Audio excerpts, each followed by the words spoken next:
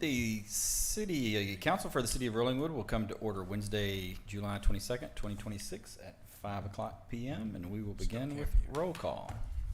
Brooke Brown. Kevin Shell. Phil McDuffie. Sarah Hudson. Captain Massengill being a quorum present, we will get started. Is there anyone wishing to make public comment on items not on the agenda? Hearing none, seeing none, we will move off of public comments. And on to the regular agenda. Agenda item number 2, discussion and update on the fiscal year 2026-2027 budget. This is our budget workshop, which we take care of usually before regularly scheduled meetings. We did push this budget workshop to the special council meeting due to absences that I was gone. So there's no way around it. So thank you, council. I do apologize again for my scheduling problems, and thank you for allowing us to push this workshop to today. With that, we will move on to what the workshop will entail today. So as you see in your one-pager, we will update on the base budget worksheets. We will talk about exceptional items, summary sheet, and exceptional items, and initial review of estimates in the 5-year averages. So specifically, what I would like to cover today will be, we're going to recap and review all the budget action requests, the documents that you've already seen and have been with you for about 45 days now, and we'll go through those in detail as they get closer and closer to a final product. We will also then recap and review we'll kind of do a new document that you haven't seen yet. It's the large document that is on your at your place setting. That is this document with the various pie charts. That's the expenditures overview document. And then we will recap and review all of the exceptional item requests that we have in hand. And we'll go through each one of those in detail. As I go through the budget action request, I will point out if there is an exceptional item associated with that fund in that department, but we will save the in detail discussion on the exceptional items until after we talk about all the expenditures in the base budget. We will then give a presentation of our projected revenues and our historic averages, and we'll talk a little bit about what that means and how we will narrow those projected revenues down. We're about 98% there on those, waiting a few items from the county. We'll talk about that. And then we'll talk about kind of the expectation for the August 5th special meeting and what will be included in that August 5th special meeting on the budget. So with that, we will get started. Again, we're going to go through the budget action requests for each of the funds. And as you know, council, but I'll say it again for the record, this can be our budget structure overview, can be found on the posting on the website. We'll go through each of the funds, and there are 14 funds in total. There's General Fund 100. Most of our departments live in General Fund 100. There are a total of 9 departments in General Fund 100. Those departments are Administration, Development Services, Sanitation, Utility Building, Streets, Police, Courts, Parks, and Public Works.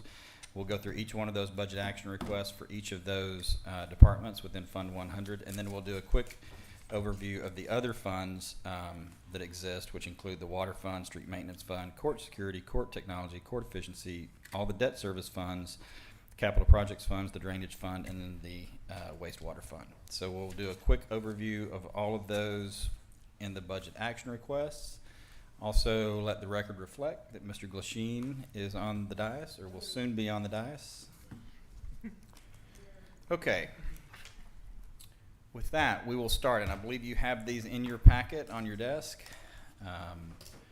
We will begin with all of the budget action requests. So a quick recap of what you're looking at. You've seen these budget action requests. I think you know if you see a yellow highlight in in the column under the 2026-2027 proposed budget, that yellow highlight indicates that it's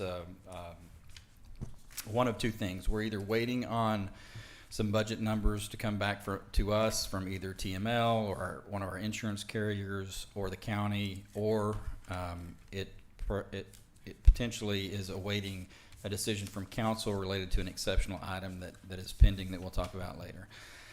I've highlighted, we'll go quickly through these documents. We're not going to go line by line, but I've gone through and kind of highlighted some of the highlights for each one of these departments that I'll point out to you. Obviously, if you have any other questions on any of the other budget items, line items, feel free to shoot those at us and we'll try to answer them for you as we go. So we will begin with General Fund 100. Department 10, which is the administrative fund, or the administrative department, rather. I'll start out by just, and I'm typically, so that you can keep up with where we are on the sheet, since we'll go sort of quickly through these, I will give you a line item number that you can quickly locate on the far left column under line item, and then I'll kind of point out whatever it is that we're wanting to talk about in that particular item. So I'll start with line item 5,000 under 110. So this is this you'll see 5,000 in all of the various departments. That's our salary line item. It's highlighted because you'll make a decision, not today, but we'll talk about exceptional items. It is still highlighted because you'll have an opportunity to make a decision on exceptional item related to a cost of living adjustment, as we do each year. So you've got COLAs presented to you and the exceptional items that we'll talk about in a bit at 1%, 2%, and 3%. You can mix and match those however you choose, or you can choose not to do a COLA this year, and we'll talk more about that. But that's why that 5,000 is highlighted. You'll also see other highlights. Typically the ones that we're waiting on are work comp, insurance, Social Security, Medicaid tax, unemployment comp. We have that one. TMRS, our TMRS healthcare, right? Retirement, I'm sorry, retirement. The first one I'll point out to, or the next one I'll point out, is line item 5009. Just a reminder, we do, in some of these funds, you'll see 5009 retirement payout reserve. Several years ago, after we got, as Sarah can recall, we got hit with a very big bill on an unexpected retirement. And so we've started budgeting, we started earmarking for that. Abel can tell you if you have questions about it. The auditor comes back in at the end of the year. They don't actually let us hold that in this fund. It has to go to unexpended balance at the end of the year, but for budgeting purposes, we always try to earmark it so that we're not spending, so that we account for and build that reserve over time. Next one I'll point out is 5157, records management. We have a 40% increase there to 14,000. You'll see that this is a temporary increase. Kudos to Alan and all the staff for undertaking the records management process. I'll let Alan hop on his soapbox real quick because I know what he has to say about this increase. Is a passion project of his. So as you know, the city has approximately 450 boxes offsite in Iron Mountain. Iron Mountain charges us per month based on the cubic footage of how many records we have there. But when we recall a box never to go back, they charge us a release fee, kind of like a hostage fee for taking the business away from them. I don't think hostage fee is how it shows up. But because of that, as we are scanning these documents and digitizing them, there is a slight bump in it because our Iron Mountain costs will go up as we reduce the liability and ultimately reduce it down to zero. Yeah, and the cost will go down over time, but that is why you see a 40% increase there. The next one I'll point out is 5217, payroll services. Again, some of these you'll see there's a slight increase here. Some of these, if it's noted to the right-hand column, some of these, like this one, are based on actual expenses. So where we can base them on actual cost, we do. The next one I'll point out is 5300, which is toward the bottom of the page. Slight 13% increase there. You'll see that over time, so in 2023-24, we budgeted 50,000, and then we dropped it to 40,000 in 25-26. Over time, as we've gotten this worked out in the new contract with Univista, we're slowly narrowing down to the correct budgeted amount. We were too high to begin with. We were too low the next year, so we think that 45 will be just right. So we'll see and report to you next year whether we nail that one or not. 5301, Public Meeting Technology. You will have an opportunity to discuss an exceptional item on this later. However, we did include into the base budget a 36% increase to try to extend the life of our current AV system for public meeting access. We do recognize that we have issues in this regard. We have continued to have some technical difficulties, but we did put a little bit more, a few more dollars in here in the base budget to try to cobble what we have together for a few more years until we get a new building. So didn't want you to think that we had forgotten that. I will also point out 5341 on the second page. That's the Zilker Clubhouse. I do not want you or anyone else thinking that we will always not budget for the clubhouse. We always do call and reserve the clubhouse for 4th of July. We will start that again after the Zilker Clubhouse gets refurbished, but for this year we have taken it to 0, but that will not be forever. That's all I had to point out on 100-10. There are 2 exceptional items. Again, the salaries that, I'm sorry, and we'll talk about these more in depth later, but we do have an exceptional item that Mr. Shell brought, actually both, on both salary for a college intern program and then emergency notification system upgrade, and we'll discuss those in detail when we get to exceptional items. But there are 2 for this budget. With that, we will move on to Fund 100, Department 15, Development Services. Here we'll point out you do see a large percentage increase under 5010, which is training. This is some higher education, continuing education training that we've discussed for our Development Services Director. I think you're all aware of that one. Again, we have the items that we're still waiting on to get some final numbers on from insurance and retirement. The next one I'll point out is 5253, which is further about 2/3 down.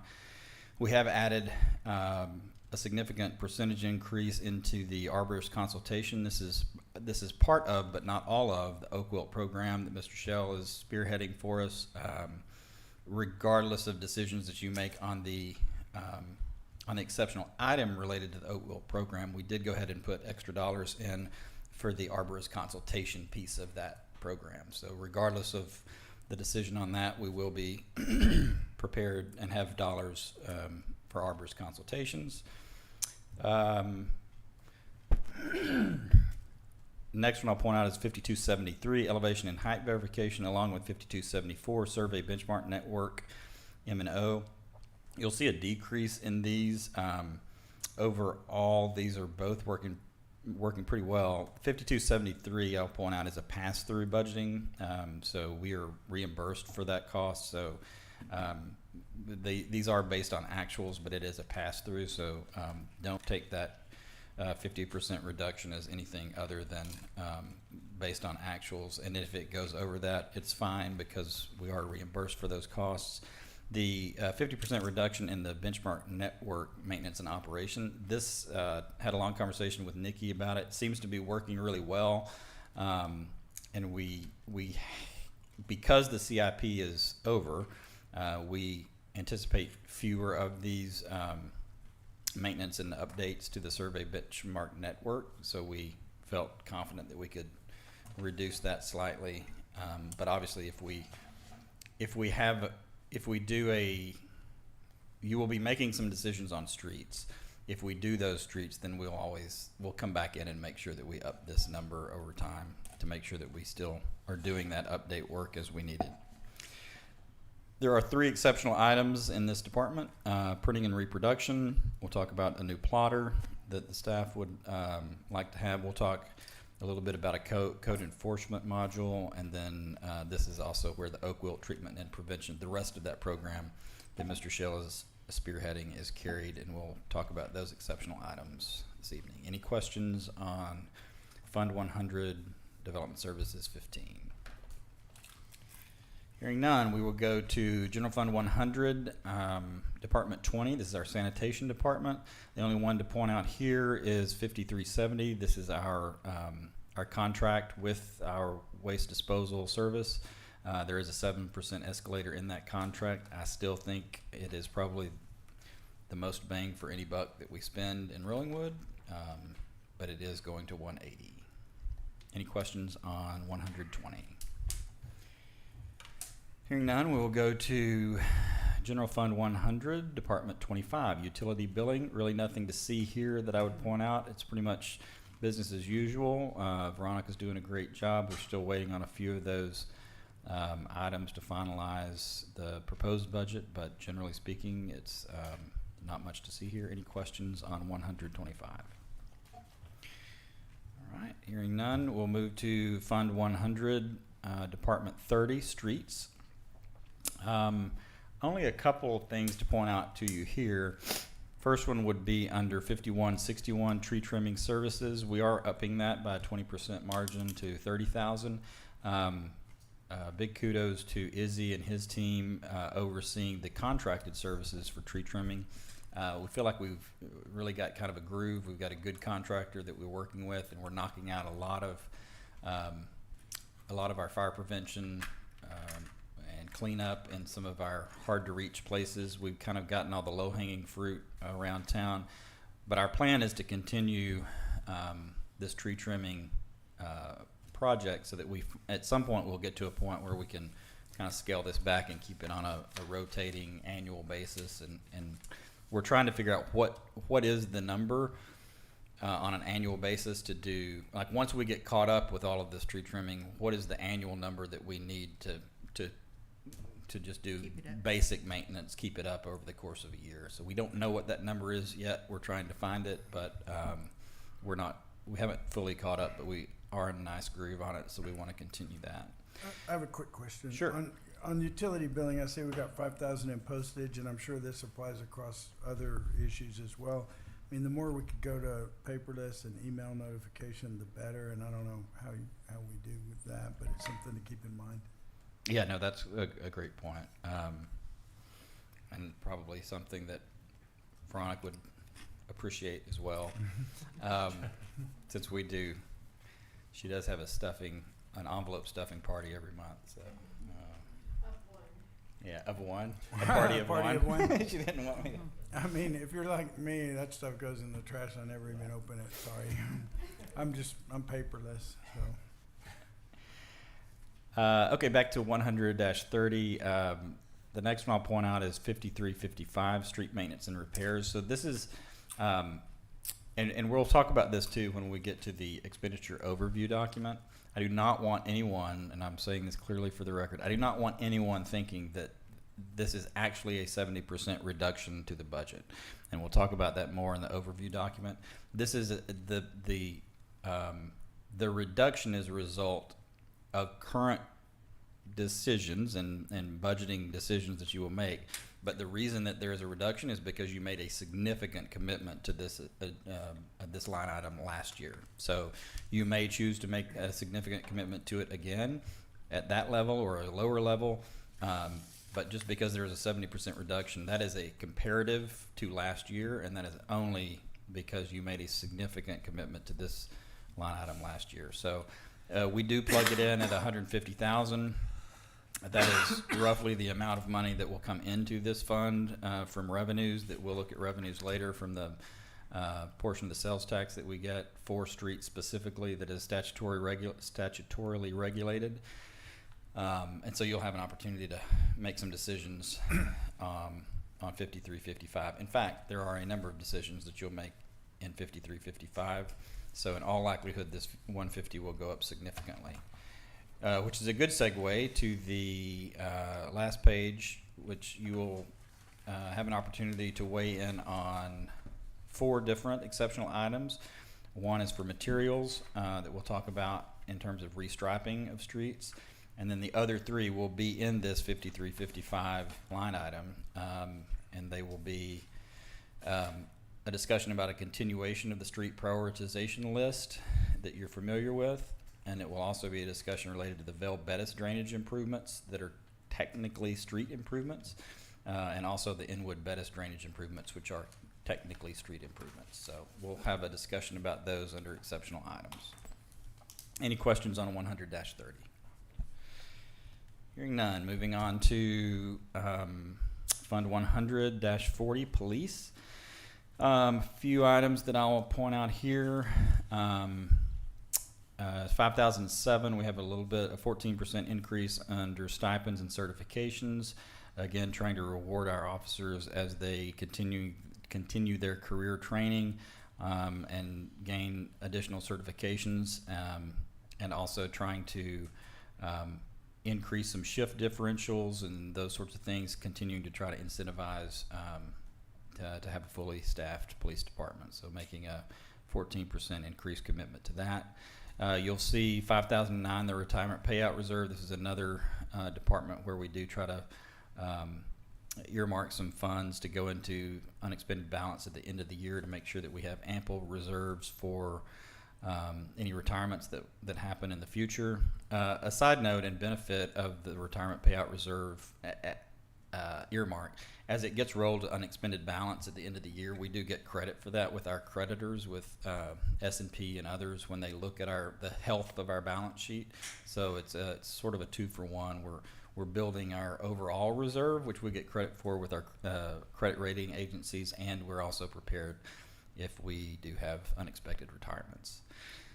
The next one I will point out is, again, 51. Oh, I'm sorry. Question? On that issue, Mayor, do we have someplace where we keep track of how much of the unexpended balance is actually committed to things like this?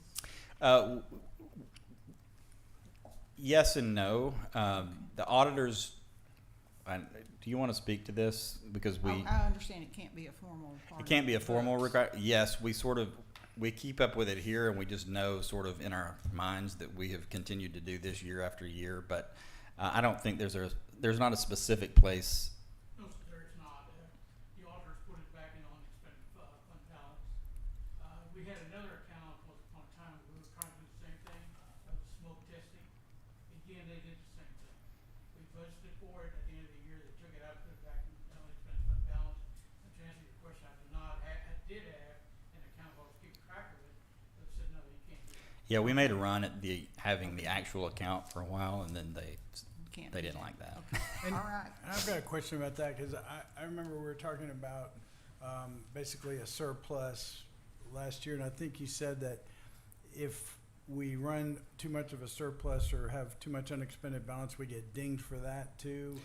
Yeah, well, and I'll let Abel jump in. It's sort of it's a fine line that we walk. The credit rating agencies like to see a healthy balance sheet, but then if it's too healthy, then they think that you're not being efficient with your dollars. So, Abel, do you want to? That, and also the IRS sometimes, when you look at their tax exempt issues, if you have too much unexpended fund balance, they will, why are you keeping the money over there when you can use it for whatever the bond issue would have done? So, like he was saying, S&P likes as much as you can, and our governmental agencies, sometimes they take a view if you have too much. Okay. And we will talk more about unexpended balances at the regular August meeting, because you'll be making some decisions based on some of those unexpended balances, and at that time you'll see kind of what we set aside as a baseline unexpended balance for reserve purposes. Yes, sir. Thank you. Let's see. Just a quick point out of 5157, it is a 40% increase, but not a huge dollar amount. It's taking that for police to 10,500. I think McKinsey is a big fan of this one. Axon has, she is currently our redaction specialist for when we have open records requests. I don't know how that is done, but I know she knows how to do it, and it involves pixelating things and taking things out. Axon, however, has a part of their software that we can purchase that will do that for us, and I think save a lot of time. Is that right? Yes, I am getting confirmation it will save a lot of time, so it will be monies well spent. I'll also point out 5216 dispatch services for no other reason than I want to remind everyone that this Travis County has a 15% escalator in a contract, in our dispatch services contract. The $52,434 are dollars that we spend and send the Travis County above and beyond what each of us sends to Travis County on our property taxes to begin with. So they like to double dip, and not only double dip, they like to increase it by 15% every year. So there you go. How long is the contract? Do you know when the contract is up? So it's actually like year by year, but it's basically if we ever go to our own dispatch or someone else, but that's how they are with all the different agencies. It's Mayor, Mustang Ridge, Longwood, Westlake, Sunset Valley, Jonestown, and then of course Travis County. But it'll stay like that until we either build our own dispatch. Yeah. It's 15% every year increase. Yes. Theoretically, that will stop at some point, but I don't know when that is. So yes, 15%. 15% every year. That's kind of excessive. It is excessive. I totally agree with you. I will say it is expensive to run a dispatch office, so it's not like we can't go start one up for $50,000, but I do think it's excessive, and I especially think that it's inappropriate for the county to charge us an additional fee on top of the property taxes that we already pay the county and ask for very little from the county. Anyway, with that, we will move on to still waiting on 5255, which is vehicle insurance. And then we'll point out again toward the see, we have a 150% increase under 5415. That's computers. That's just end of life issues, trying to get some new desktop computers and MDCs, which is their computers that they carry in the cruisers. Hopefully that'll be just this year, and then that'll come back down for the next few years after that. And then I'll point out 5494 and 5495 and have the same discussion that I had previously on streets.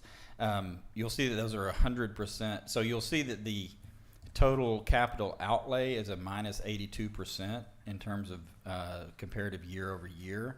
That 82% is really based on these two, the huge reductions that you have in 5494 and 5495, and that is because we paid off the Explorers in fiscal year 2026, and if you'll recall, we committed cash of $301,000 to buy the additional fleet vehicles last year. So we chose to not finance those and buy them out of pocket. So this year and you may have some decisions to make on that at a later date to purchase some additional vehicles, but the huge reduction to the police department, again, we'll talk about it in the overview. You'll see a big reduction in the police department. That is not a true reduction. That is simply because we had some one-time expenses that are not coming back up on the budget this time. So don't let anybody think that we're cutting back on police expenditures, because we're not. We're certainly not defunding the police whatsoever.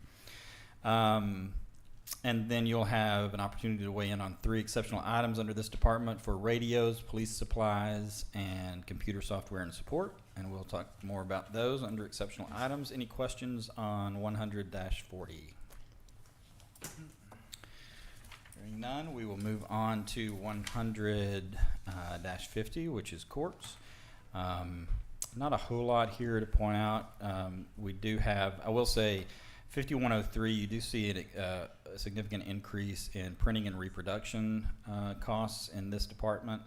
I will say that, and you'll see this in the revenues, the increase in printing and reproduction cost is a result of higher enforcement, and you'll see that higher enforcement also be reflected in the revenue side. So I just say that to say don't be concerned about the increase in some of these expenditures, because they are offset by the revenues that we see on the revenue side of the ledger as well. I will point out under 5212, the presiding judge, we did give a slight bump in budgeted salary for the presiding judge. We're very fortunate that our judge lives in our community, and as Alan and I discussed, if we were to have to go to the open market to try to incentivize a judge to come do this role for us, it would be far more than what we have budgeted here. So Because this falls outside of our 5,000 line item under salaries, we carry it separately in the budget. It's kind of up to us to remember to give that same sort of cost of living adjustment to the presiding judge as we go to. So that's why it's carried there. I think that's really it, and there are no exceptional items under 150. Any questions on 150? That will move on to Fund 100-55 Parks. Not a lot to see here. A slight increase in 5130 under utilities, just because we're carrying those water costs. Still, in terms of real dollars, not much there. Did a slight bump under 5456 to ensure that we have ample resources for replacement plants in the park or at our entrances. We do try to refurbish the entrances a couple of times a year. These dollars are outside of any special projects that we have in the park. Overall, not much of a change here. You will have an opportunity to weigh in on one exceptional item for parks. That would be a request by the Public Works Department for a new zero-turn professional mower, and we will talk about that under exceptional items. Any questions on 100-55? Hearing none, we will move on to the poorly named Fund 100-65 Public Works, also known as City Hall. Really nothing to see here. I will point out under 5130 utilities, a slight decrease. These are based on actuals. And I'll just point out we did purchase a new HVAC system last year. We went with a higher efficiency unit, so spent a little bit more money last year to make sure that we got a good unit in here for our AC for our employees. And I'm just pointing out that we did see a roughly a $1,500 decrease in electricity utility bill costs that I think probably can be largely attributed to that. So again, trying to be good stewards. There will be no exceptional items for City Hall other than the huge exceptional item, which we'll talk about, which is redoing it. Any questions on 165? All right, hearing none, we will move on to Fund 200, Department 60. This is one of our two enterprise funds. This is the Water Department, or the Water Fund, which is the Water Department. Not a lot to point out here. We will have some discussions related to revenues that we'll get to in a bit. I think the one that I would point out, we're still waiting to do some final audited actuals on what we believe the projected water purchase would be under 5280. 5280 is the major expenditure in this department for our actual water that we purchased from the City of Austin. Probably going to be a little bit lower than what we have seen in the past, and our working thesis on this is that we think that maybe some of the good work that we did with the CIP and replacing a number of those water lines, we actually picked up and replaced and repaired and have new lines that are no longer leaking. So we do have some discussions ongoing about trying to get some grants to. We think that there's some continue to see some pretty major water leak issues in the system, but we think also that we have repaired some of those with the CIP, and it's probably why we're seeing less water being purchased. Also, rain does have a big piece of that, but where we are in this year, we're not sure that we would have necessarily picked up this amount of decrease based on the rain that we've had to date. So anyway, we will have more discussion about that under revenues, but that's kind of a brief overview. You will have one of two identical exceptional items to talk about here under maintenance and repairs for a valve inspection project, and we'll talk about that under exceptional items. Any questions on Enterprise Fund, Fund 200 Water? All right, with that, we will move on to Fund 301, non-departmental. This is our street maintenance fund. There is really nothing to point out here. You do see a 31% decrease. Again, that's for the same stated reason as we talked about earlier. The final expenditure that out of this fund simply matches the total expenditures in 100-30. This is the fund that the money is technically expended out of. So really not much to see there. Any questions on street maintenance 301? Okay, not hearing any. That gets us to our court funds. These will go very quickly. Fund 310, court security fund. You see a very modest budget here. No changes in this fund. Any questions on 310? That gets us to Fund 320, which is the court technology fund. Again, very moderate fund. Statutorily restricted, same budgeted items as last time, no exceptional items. Any questions on 320 Court Tech Fund? Hearing none, we will move on to the most poorly named fund in the state of Texas, the Court Efficiency Fund, which is the least efficient fund of any fund that we have. We budget 100, we bring no money in, or very moderate. I think we looked at, I think there's like $300 in it or something. Anyway, but we are required by statute to hold this fund. We hold this fund. We budget for this fund. Any questions about this fund? Hearing none, moving on to our debt service funds. These again will go very quickly. We have 1, 2, 3, 4, 5 total debt service funds. All of these funds are budgeted based on actual amortization schedules. There are really no substantive changes to the budgeting. Again, they're all based on our actual schedules. Any questions on Department 430, 450, 460, 470, or 480? Hearing none, we will then move on to Fund 701. This is our capital projects fund, at Department 35. Not much to point out here. This is where we carry the expenditures and have carried our expenditures for exceptional, or for line item 5330, which was our water CIP packages 1 through 4. You'll see that we budgeted those expenditures during the time that we had the CIP ongoing. You see that we've zeroed it out for the 26-27 budget. Now that we're done with it, that accounts for the 100% decrease. We have now added a new line item moving forward. It'll be 5332, City Hall improvements. For discussion purposes, we put in the 2.5 million, which is the total from Proposition B that was approved by the voters. This is a new line item. For the budgeting purposes, it assumes full expenditure of that 2.5.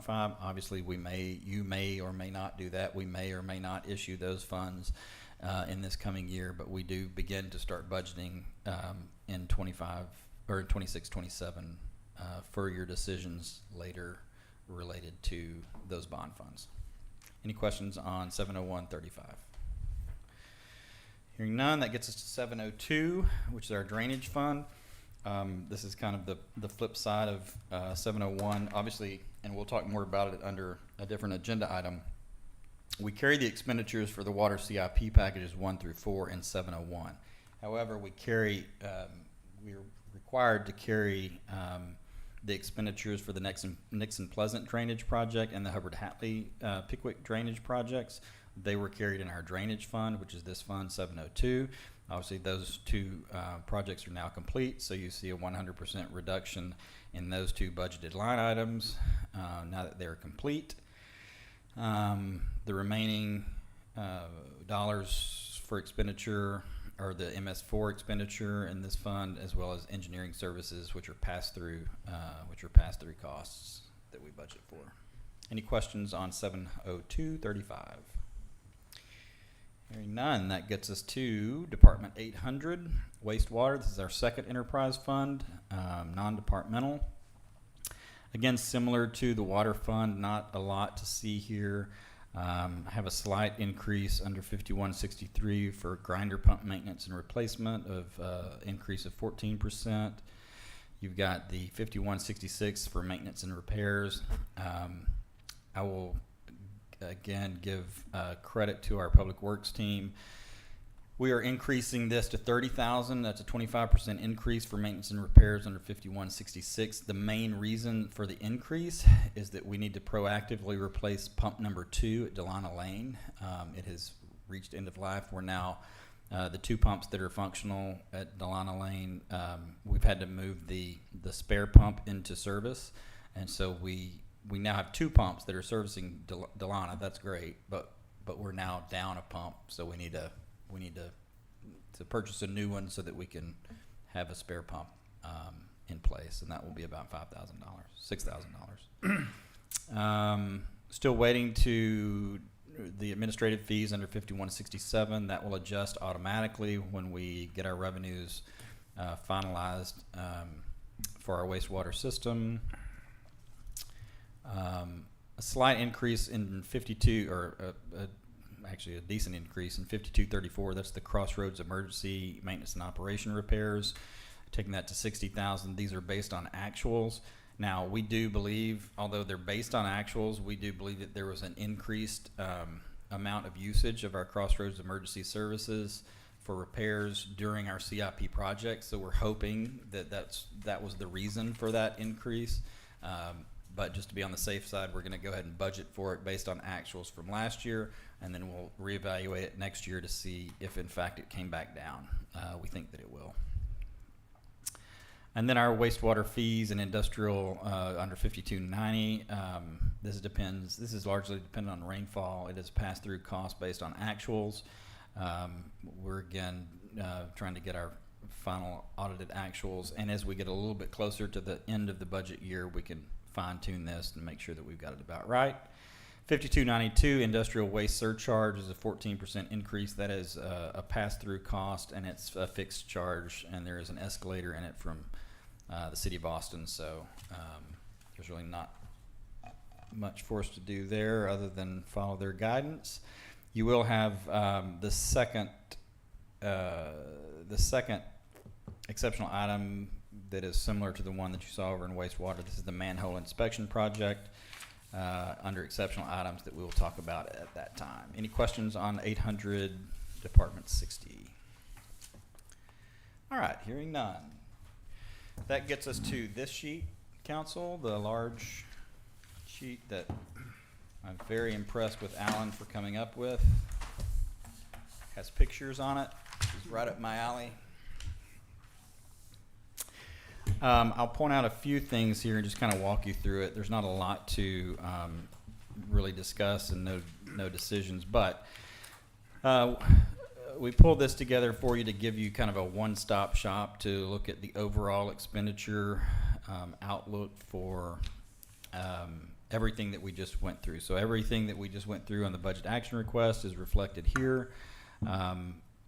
The top 9, so if you look at the top left, which is the list of all the funds, this gives you a total amount of expenditure coming out of each one of those funds.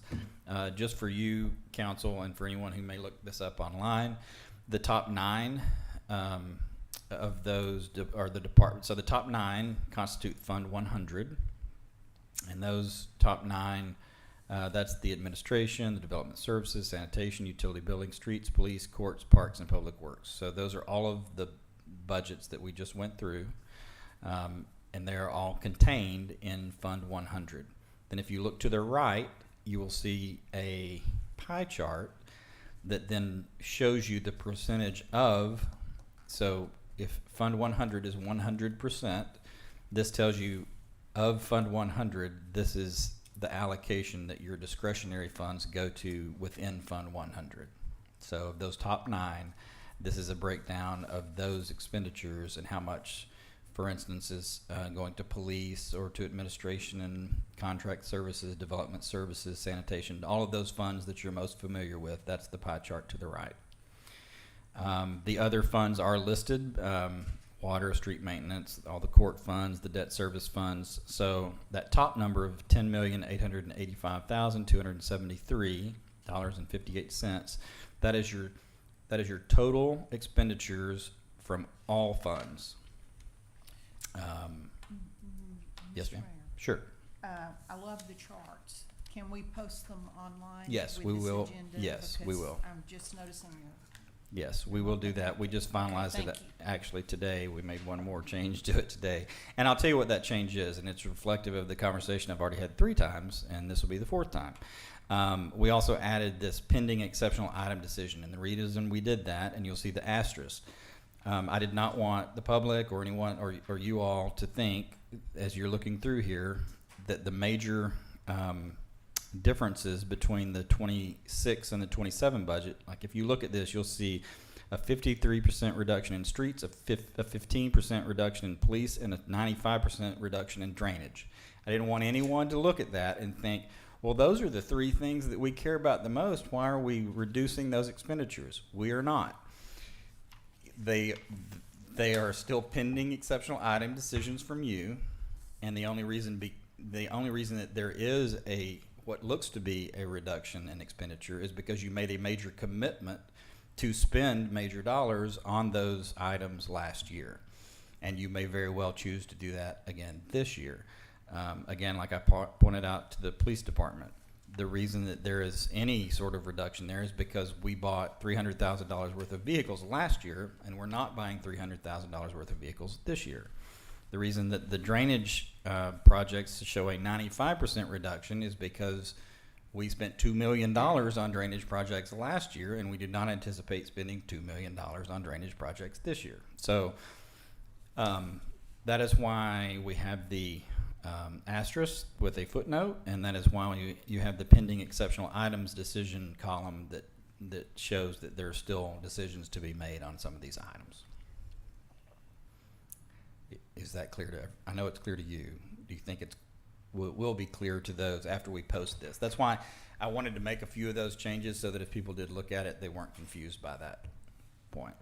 I bet you have to say it again. It's fine. Yes, that's why I've said it 4 times. Beating the dead horse, as my wife would say. You also have at the bottom left, you have the proposed expenditures by type. Now, this chart, or this pie chart, shows you the percentage of expenditure by type, but these percentages are based on the full 10.8 million. So of the 10.8 million from all funds, this tells you where your dollars are going by type of expenditure. And the same holds true for the 2 pie charts to the right of that, which is one is the proposed expenditures, operations versus debt service. This gives you, again, it's out of the full $10.8 million spent, shows you how much, about 14% is going to debt service, and about 86% is going to operations. I have a question on that. Yes, ma'am? We have a capital outlay of 2.7 million and debt service of 1.5 million.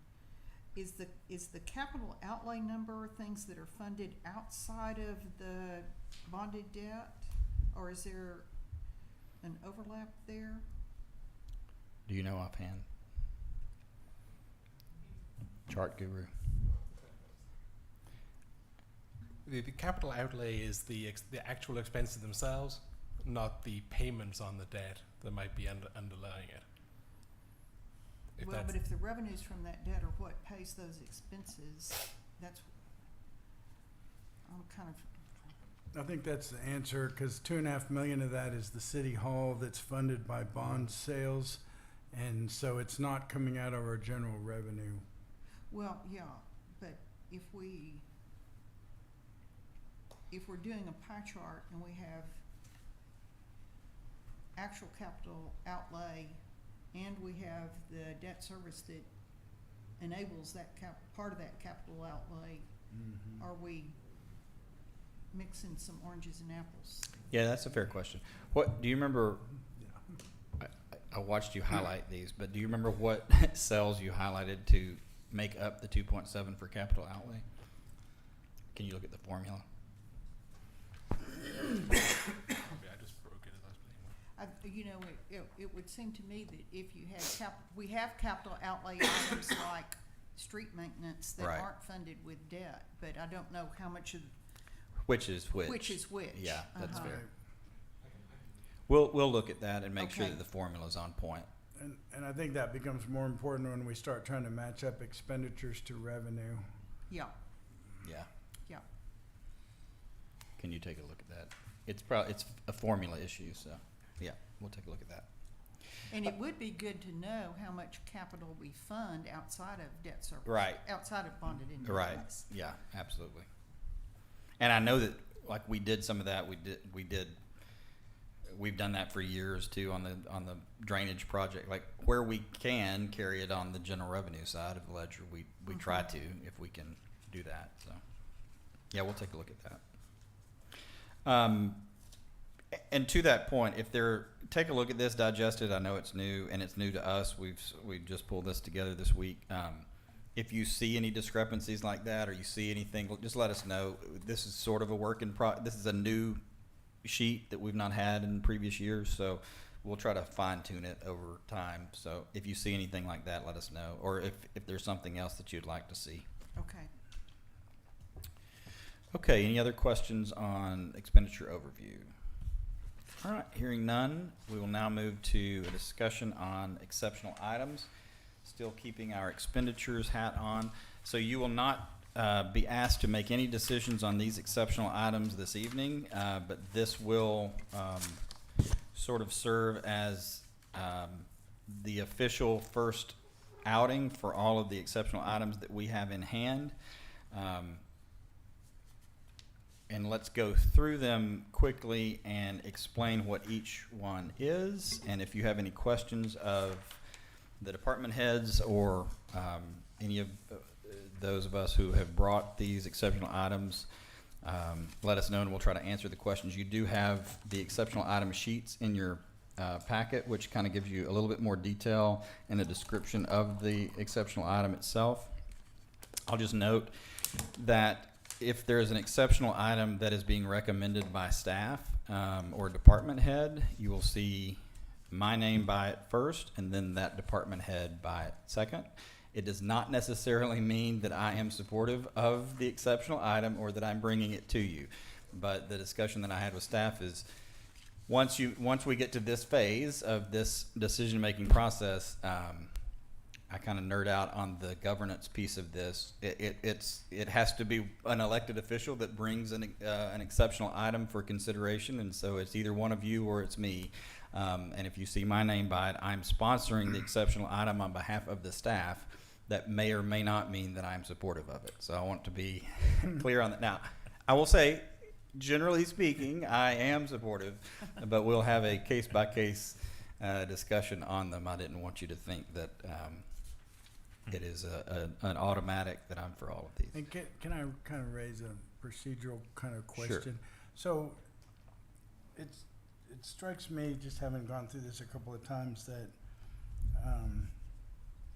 is our hands are, of course, tied by the legislature on these tax rates. And if we go with a voter approval tax rate, which is what we've done in the past, and we do have a surplus basically in our budget as we did last year, I like to think of exceptional items as once we look at the surplus and see how much there is to make the exceptional items so that we can spend it and not end up with a big carried forward or unspent revenue. And then particularly with going into the city hall, the more we can fund capital improvements out of revenue instead of having to incur bond debt, the better. So Yes. anyway, I'm just saying this is cool to start with, but Yeah, other end of the budget. I process. totally agree, and I know you've only done this a couple of times, but ever since I've been in charge of the budget, we always start with unexpended balance. So at the next meeting, you will start with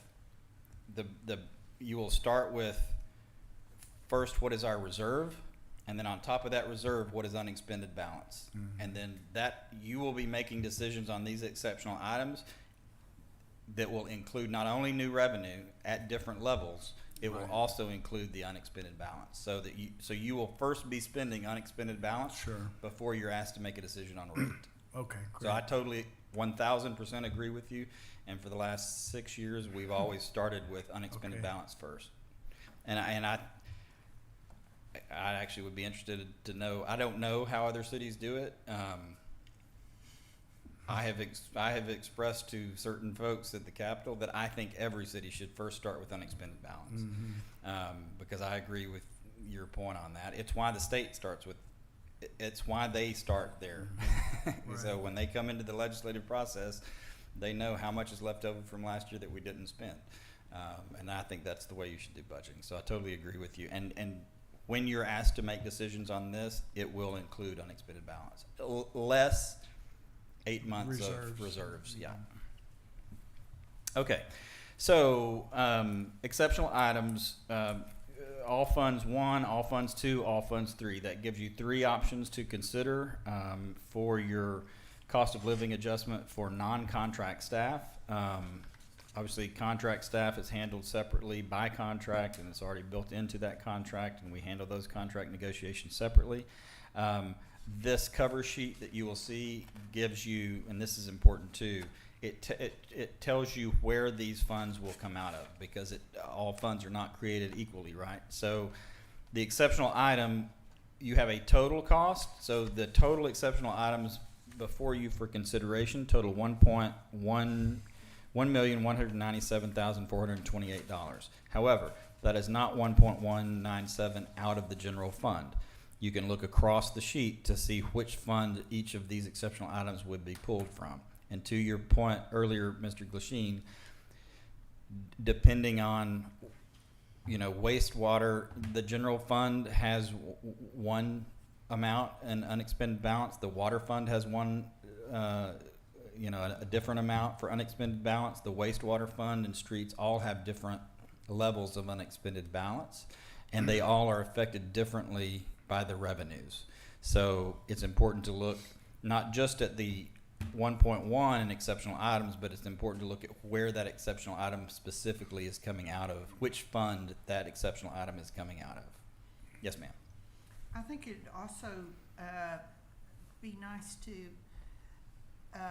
identify which of these items will be recurring and non-recurring, with the notion that recurring items are something that this year they may come from unexpended balance, but if they're recurring, we need to know that goes into next year's budget.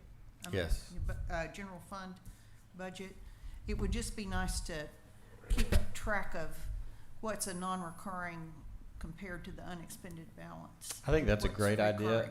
I think that's a great idea, and we could easily add. I would just add it to add a column, probably right after description. Yeah, I think that's a great idea. I will say, generally speaking, we try to.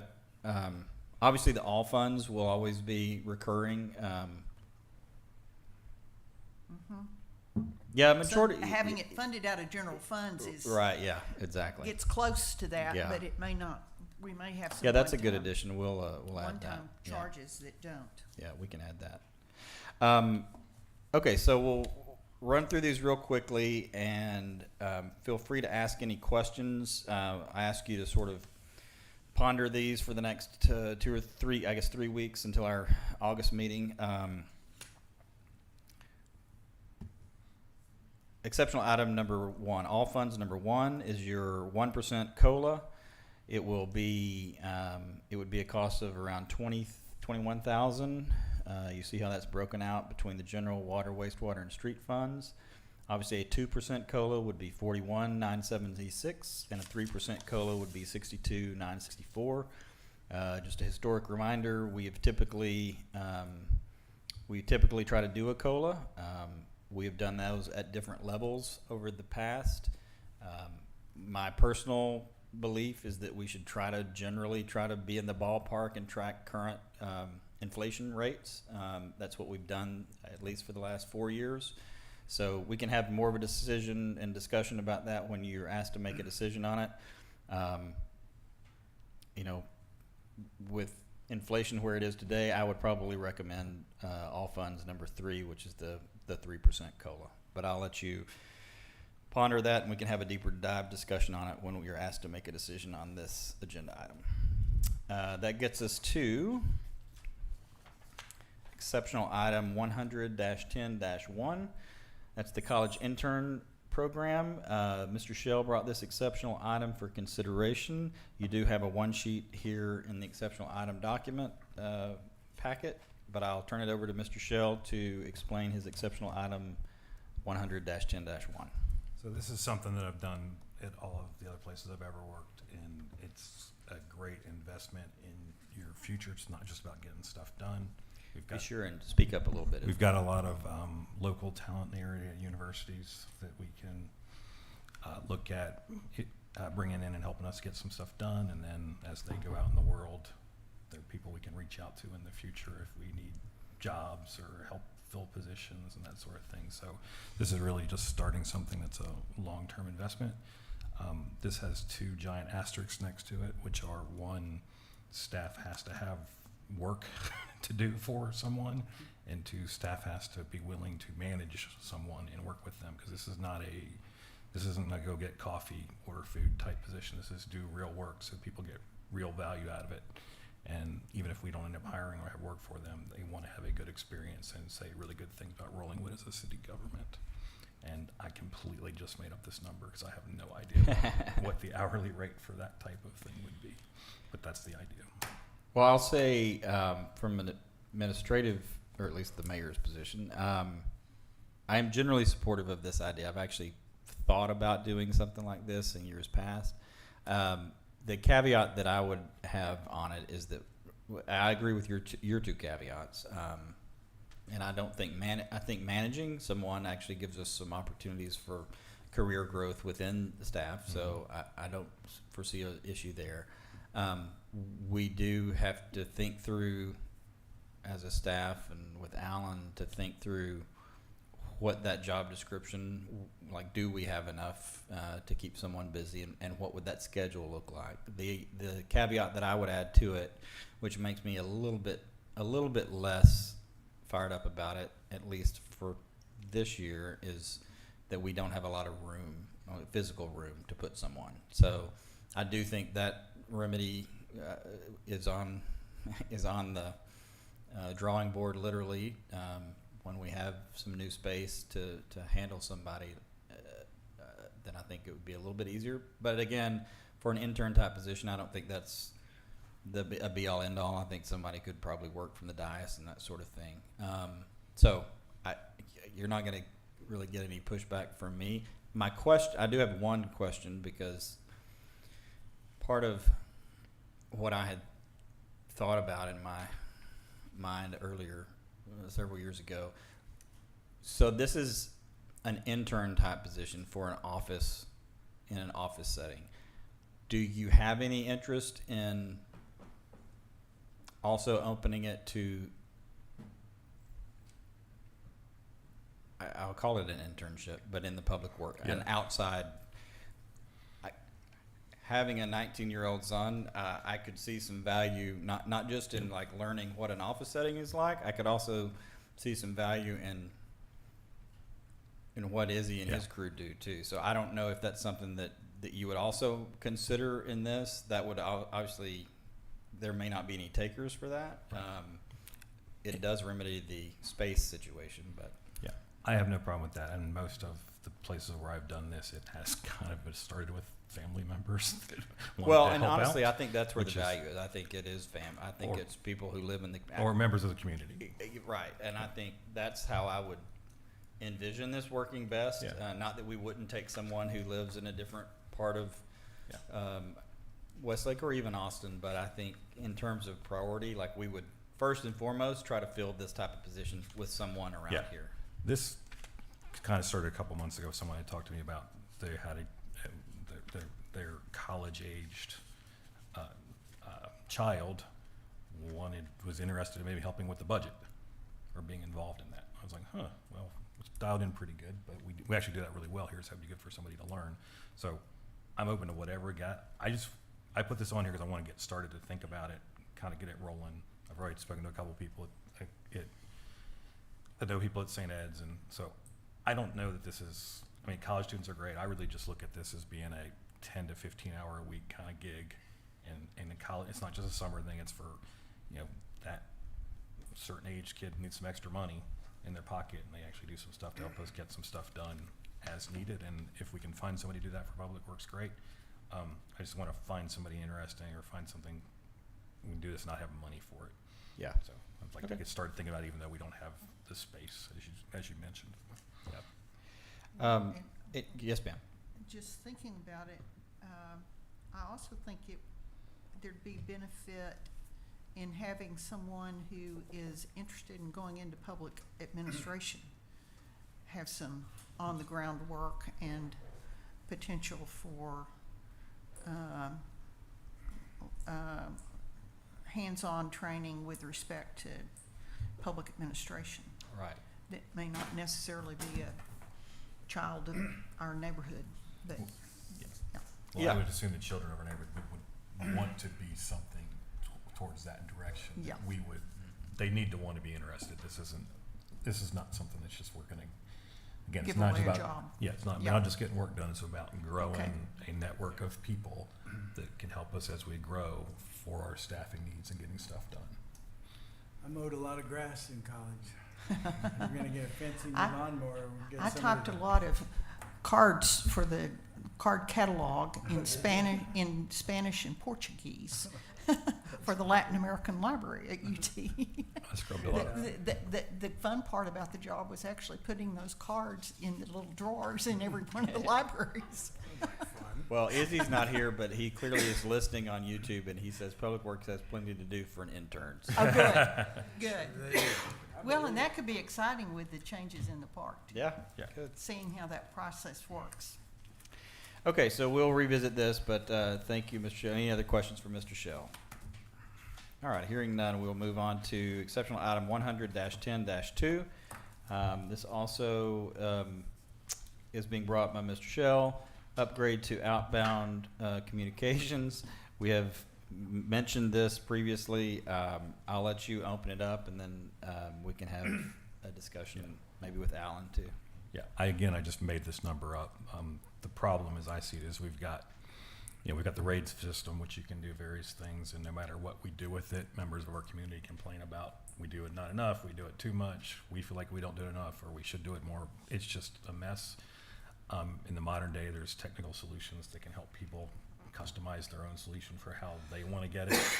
We also have in our RAID system, I'm going to get these numbers wrong, but something like 65% of our community has email addresses, but in the utility billing system, we have 95% or 99% of contact information for people, right? And then we haven't talked about what happens if we have some sort of emergency situation where we really do need to contact somebody. Does Rave really do it, or do we go tap into the digital system in this? So really, this is just kind of to Kevin's point earlier of, as we move forward, we have a lot more digital solutions available, and we ought to move things in that direction. And I just hear a lot of people have suggestions on how we should be doing this versus how we do it today, and I think we should look at that. And so this is asking for money to move that forward. Yeah, so I am generally very supportive of this. I know Lindsay is supportive of this. We are not huge fans of Rave, and I don't mind saying that on the record. We don't think that they do a great job, and their system is somewhat difficult to work with and somewhat antiquated. I'm getting a head shake from Mackenzie over here too. So no pushback from staff or myself on this. Kind of the main game in town with what you're describing here is a platform called Everbridge, and we are interested in exploring that more. We also do not know if this is too much money in terms of cost or not enough. We do. I will say Rave is very affordable. We do carry it in our budget.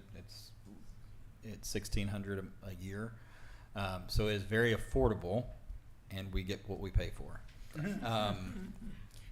So we are interested in looking at other solutions, and here's my caveat.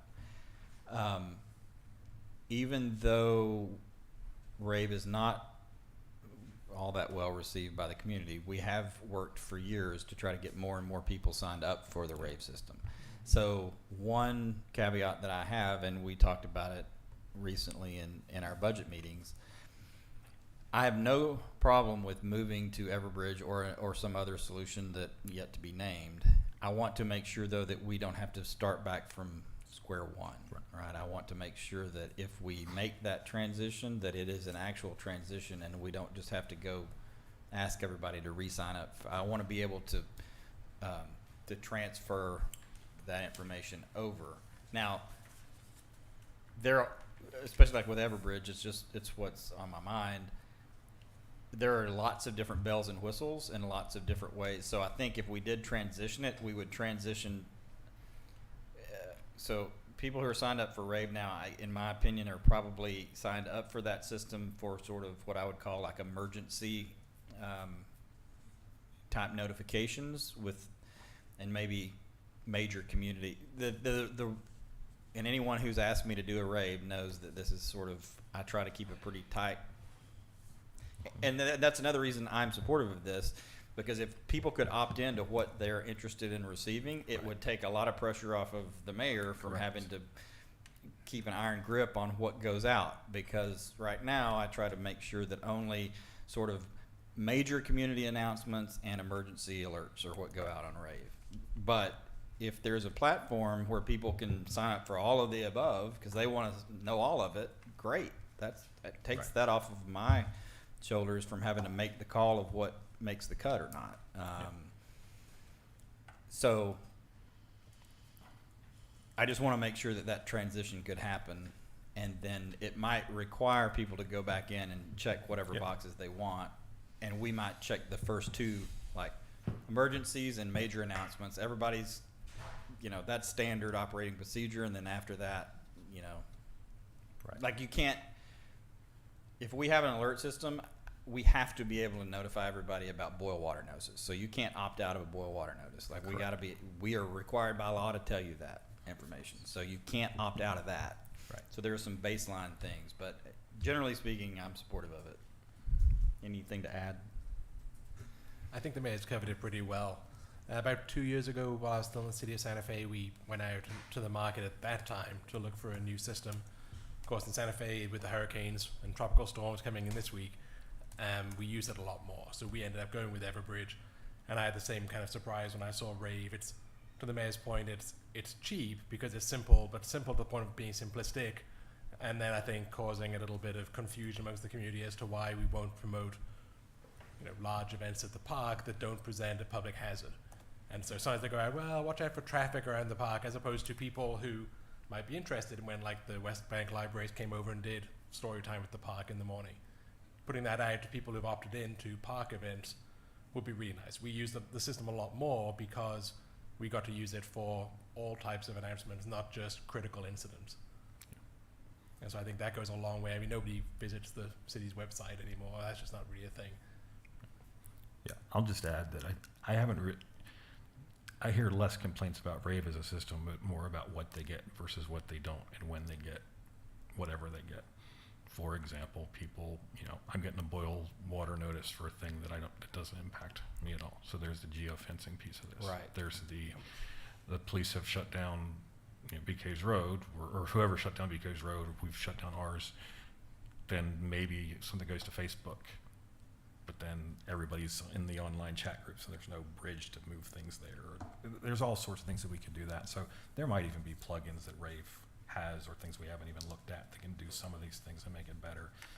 And these two items were kind of tied together, because I was like, what a great intern program just to gather requirements and put together on this stuff. So And I'll also I think we're aligned. Yeah, I think we are aligned. And I'll say some of those, so some of what you described there are communication issues. And I will say, this is relatively new information, but McKinsey is going to be taking on a heightened role and a heightened scope of work when it comes to communications type issues. And so literally the things you just described, we're going to try to get better at, because we recognize that there's a deficiency there, and we have broadened her scope of work to include those items. So hopefully between a new platform and a heightened focus on the communication piece, we're gonna be able to solve some of those problems. Great. And I'm open to offering some of my technical and software skills to help work on this going forward, Well, if you'd like that. Certainly need Or allow those, that. as you know, none of us are very IT savvy, with the exception of the younger crowd. The two old guys here are not IT savvy, so. Although I've seen him on the Excel spreadsheet, so I don't know, man. Maybe it's just me. I'm just marginally younger, so marginally better. Yeah. Okay, any other questions on 100-10-2? All right, hearing none. We will move on to 100-15-1. We are still in, we're in development services now, department-wise. And I'm bringing this to you on behalf of Mr. Thomas and his crew, and I will turn it over to Alan to explain what the large format plotter printer is. So it's a printer that'll print the very large drawings, like when you print out the MOPAC drawings.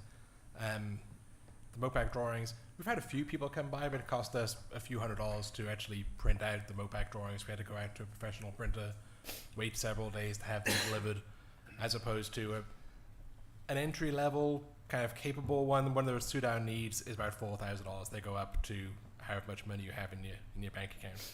But for $4,000, we get a nice solid one that can print those things out. And then it'll be useful for things as well, like when we get this building going, get this plan change need to have happen, we can print them right here. Nikki, the owner's representative, whomever, could mark those things up so that we can have them. And also for planning events and things, like sometimes you have to have bigger maps. And to be clear, this is as large as we can go currently, and so it's, magnitudes, I mean, Right. I don't know how much larger. It comes on a roll. Yeah. It comes on a roll, so it's 3 feet wide by however long, hundreds of feet. So that would be in addition to our existing printer.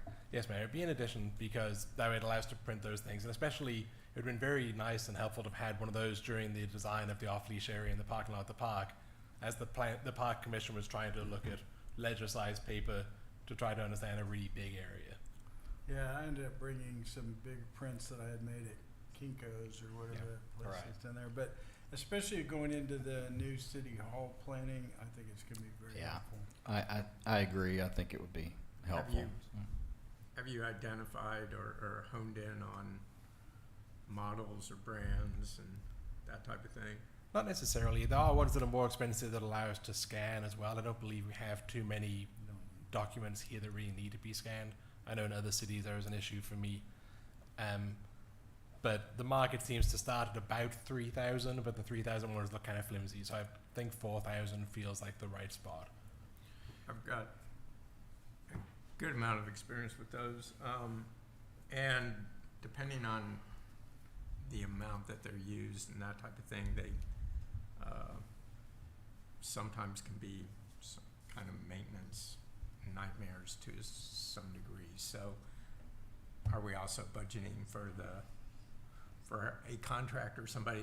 It's usually somewhat a specific, and maybe that's part of it. When you buy it, you get 1 year of maintenance free to make sure that it's, or 3 years even better, something like that, because the printer heads can go south and the cartridges can go south and all that type of thing. Yeah, that's not included in this line item. I know I've seen in the past in other city halls we don't use enough, and the print heads will dry up. Right. So we'd always have to print something every couple of weeks in case we didn't use it.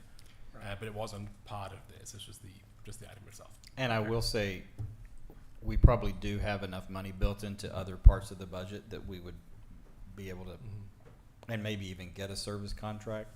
We could tie that into some of our, and to Ms. Brown's point earlier on, I think this would constitute the one-time expenditure, and then I think that we could, now obviously if it becomes a real burden, we would need to probably rethink it, but I think for the short term, we could probably do a service contract in one of the other line items. Okay, good. And I'd also I was add, just- like, Sorry, I was just wondering where we're gonna put it. Actually, in Nikki's office there is space. They're fairly large, but there is space in there for it. How much do you think you need for material costs for this thing?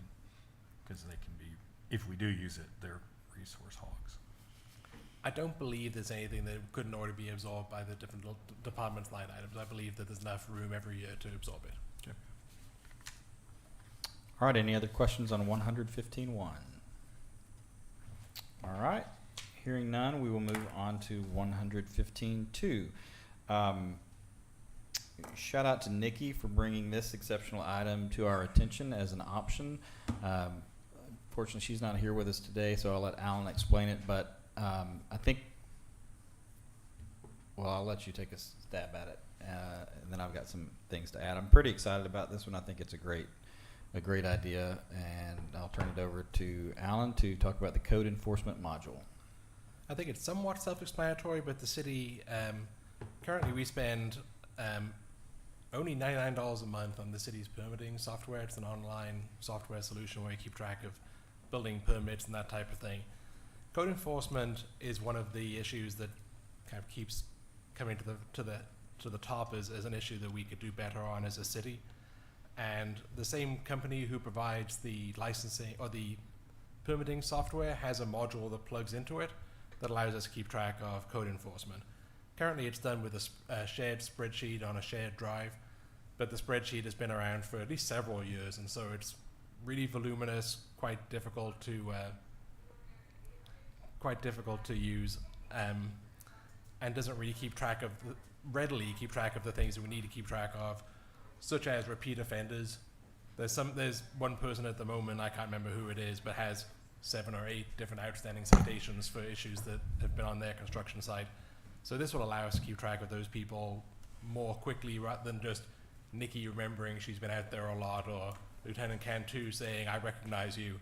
It'll allow us to properly make sure that we're keeping track of those things, and that we're also following the proper processes. So when those things go to the court, everything's in order and everything's fine. I've already had one, I think, go to a jury trial since I've been here. The city prevailed there because of good record keeping, but certainly the record keeping and the record recovery, kind of gathering it up ready for the court, was quite arduous, and it didn't need to be. It could have been produced much more quickly with software like this. And what I like about it too is it ties into My Parents Now. You can also preload your various templates for different types of notices that go out to seek compliance. So we can really speed up that lag time of getting those what amount to form letters that need to go out. So I think it's a good. And Be I a think, good use. I think also importantly, you'll see that the line item is highlighted. 5,000 is probably a gross overestimation. We just didn't want to put a number that was too low. It's probably closer to $100 or $150 a month. We just didn't want to commit to that, so still waiting for the quote back. And this would be a recurring, A recurring Well, cost, that's yes, gonna be ma'am. recurring. I've already made the column in the other one, and I've put it as recurring. okay. So is it tracked by address or by offender? You can track them different ways. So you can track address, and you can track reporting parties, that type of thing. You can also track by type of Yes. code violation, so it really cross-references everything That's in a great. way Can that, you do all three Yeah. simultaneously? Yes. Yeah, well, cause I was gonna say, if we have the same builder moving from one place to another Right. and keeps having the This'll let same us keep thing, up then with- we can say, this is Absolutely. not your first time. Correct. Yeah. And that's exactly it. Those repeat offenders who just kind of make their mistakes and move on to the next place, we get to. because like right now, you have to go down the list of like, oh, wait, I saw that name up Right. here. So, yeah. Okay, any other questions on 115.2? Hearing none, moving on to 115.3, Oak Wilt Treatment and Prevention Program. Mr. Shell, this is the second part of Mr. Shell's item. We already, as I said earlier, we already put some additional money into Arborist Consulting line item, but this is sort of the rest of the program, and I know you've all talked about it already, and we've had several discussions on this dais in regular agenda items, but this is the monetary component to the thing that you've already discussed, and I'll turn it over to Mr. Shell.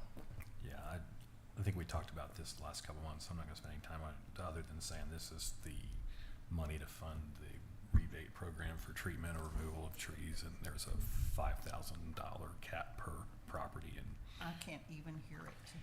He's got that low voice. We gotta get him to speak I'm up. afraid you'll hear me too. That sounds so loud. Yeah, so this is, basically there's a $5,000 cap per property, but for the treatment of trees, it should be significantly less than that to allow multiple properties participate as needed in the impacted areas that we have. So this would be the funds that would be paid out to homeowners if they qualify for compensation under the program. Under the grant program, yep. Correct. Good idea, good program. I like this one. Thank you for bringing it. Any questions for Mr. Shell? All right, hearing none, we will move on to exceptional item 100-30-1, restriping of street lines. So this is mine and Izzy's and Alan's technically. So I won't belabor this, but so this is a large line item, and it sort of runs in tandem with the larger discussion that we'll have in the next exceptional item, which is the street prioritization list. So the number that's here, and we're still waiting, it's the reason it's highlighted, we're still waiting on, we have a really great road striping guy that we're really liking working with. We basically extrapolated some work that he did previously or recently for us and extrapolated that over the whole city. The reason we've extrapolated it over the whole city is one of the main things that we'll have a discussion about in the next exceptional item will be what to do moving forward with the street prioritization plan. I'm going to advocate that one of the main things that we should now look at, because we did a lot of street repaving last year, we dedicated funds both. We got a lot done with the CIP funds. You dedicated additional dollars to do additional street repaving. We knocked out last year all of the major streets that needed the most work. Like we got all of those done last year with those projects, those repaving projects.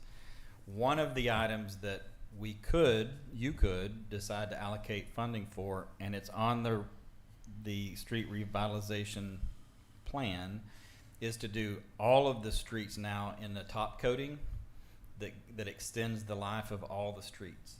If we did that, now we would make probably a game time decision on whether we would coat those roads that we just repaved. My guess is they'll tell us they don't need it. We might still, I've got a little OCD, and so part of me kind of wants to do everything so it all looks the same. We can decide on that later. But if we did some version of that, we would essentially need to restripe everything, right?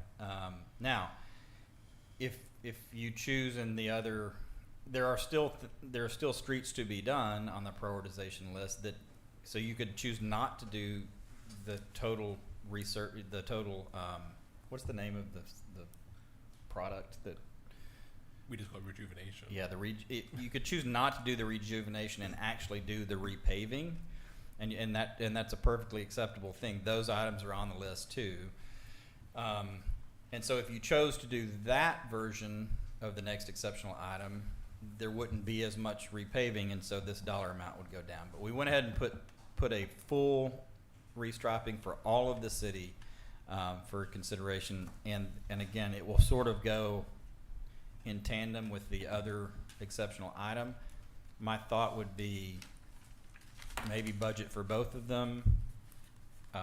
You've got some other items that will be in this particular street area too, so that you can, I think they all kind of go together, and I think probably the best way to budget is sort of pick a number and put some large chunk of money in the streets, and then we kind of figure out later how we want to divvy it up. But the thought here, at least, is to put some marker down, realizing that we're going to have to do some street restriping of some sort. Yes, ma'am.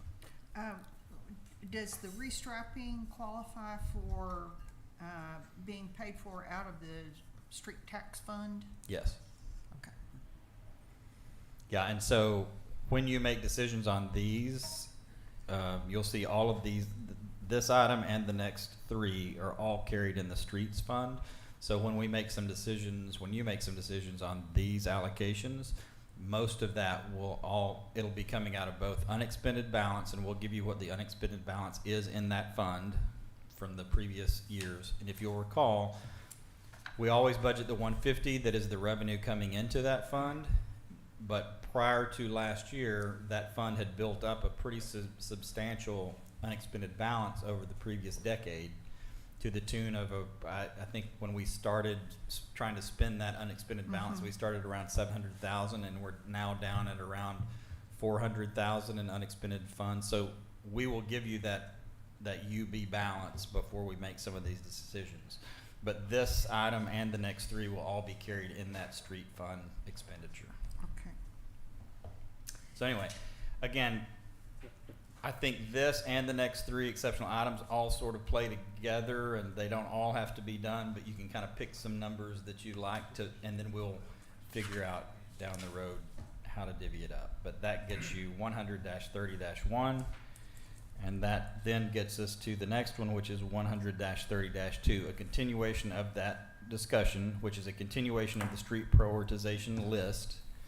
And again, there's already 150 in the budget today, and we're suggesting that you do this year the same as what you did last year, which is dedicate another 350,000 to this, to continue that list of projects that we have identified over the last.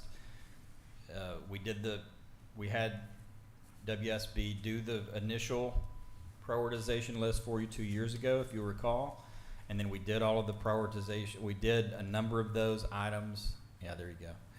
We did a number of those items last year, and now and then we had WSB update that report for you. You've already adopted it, and so now we can make a decision later on in the year of what you want to continue with.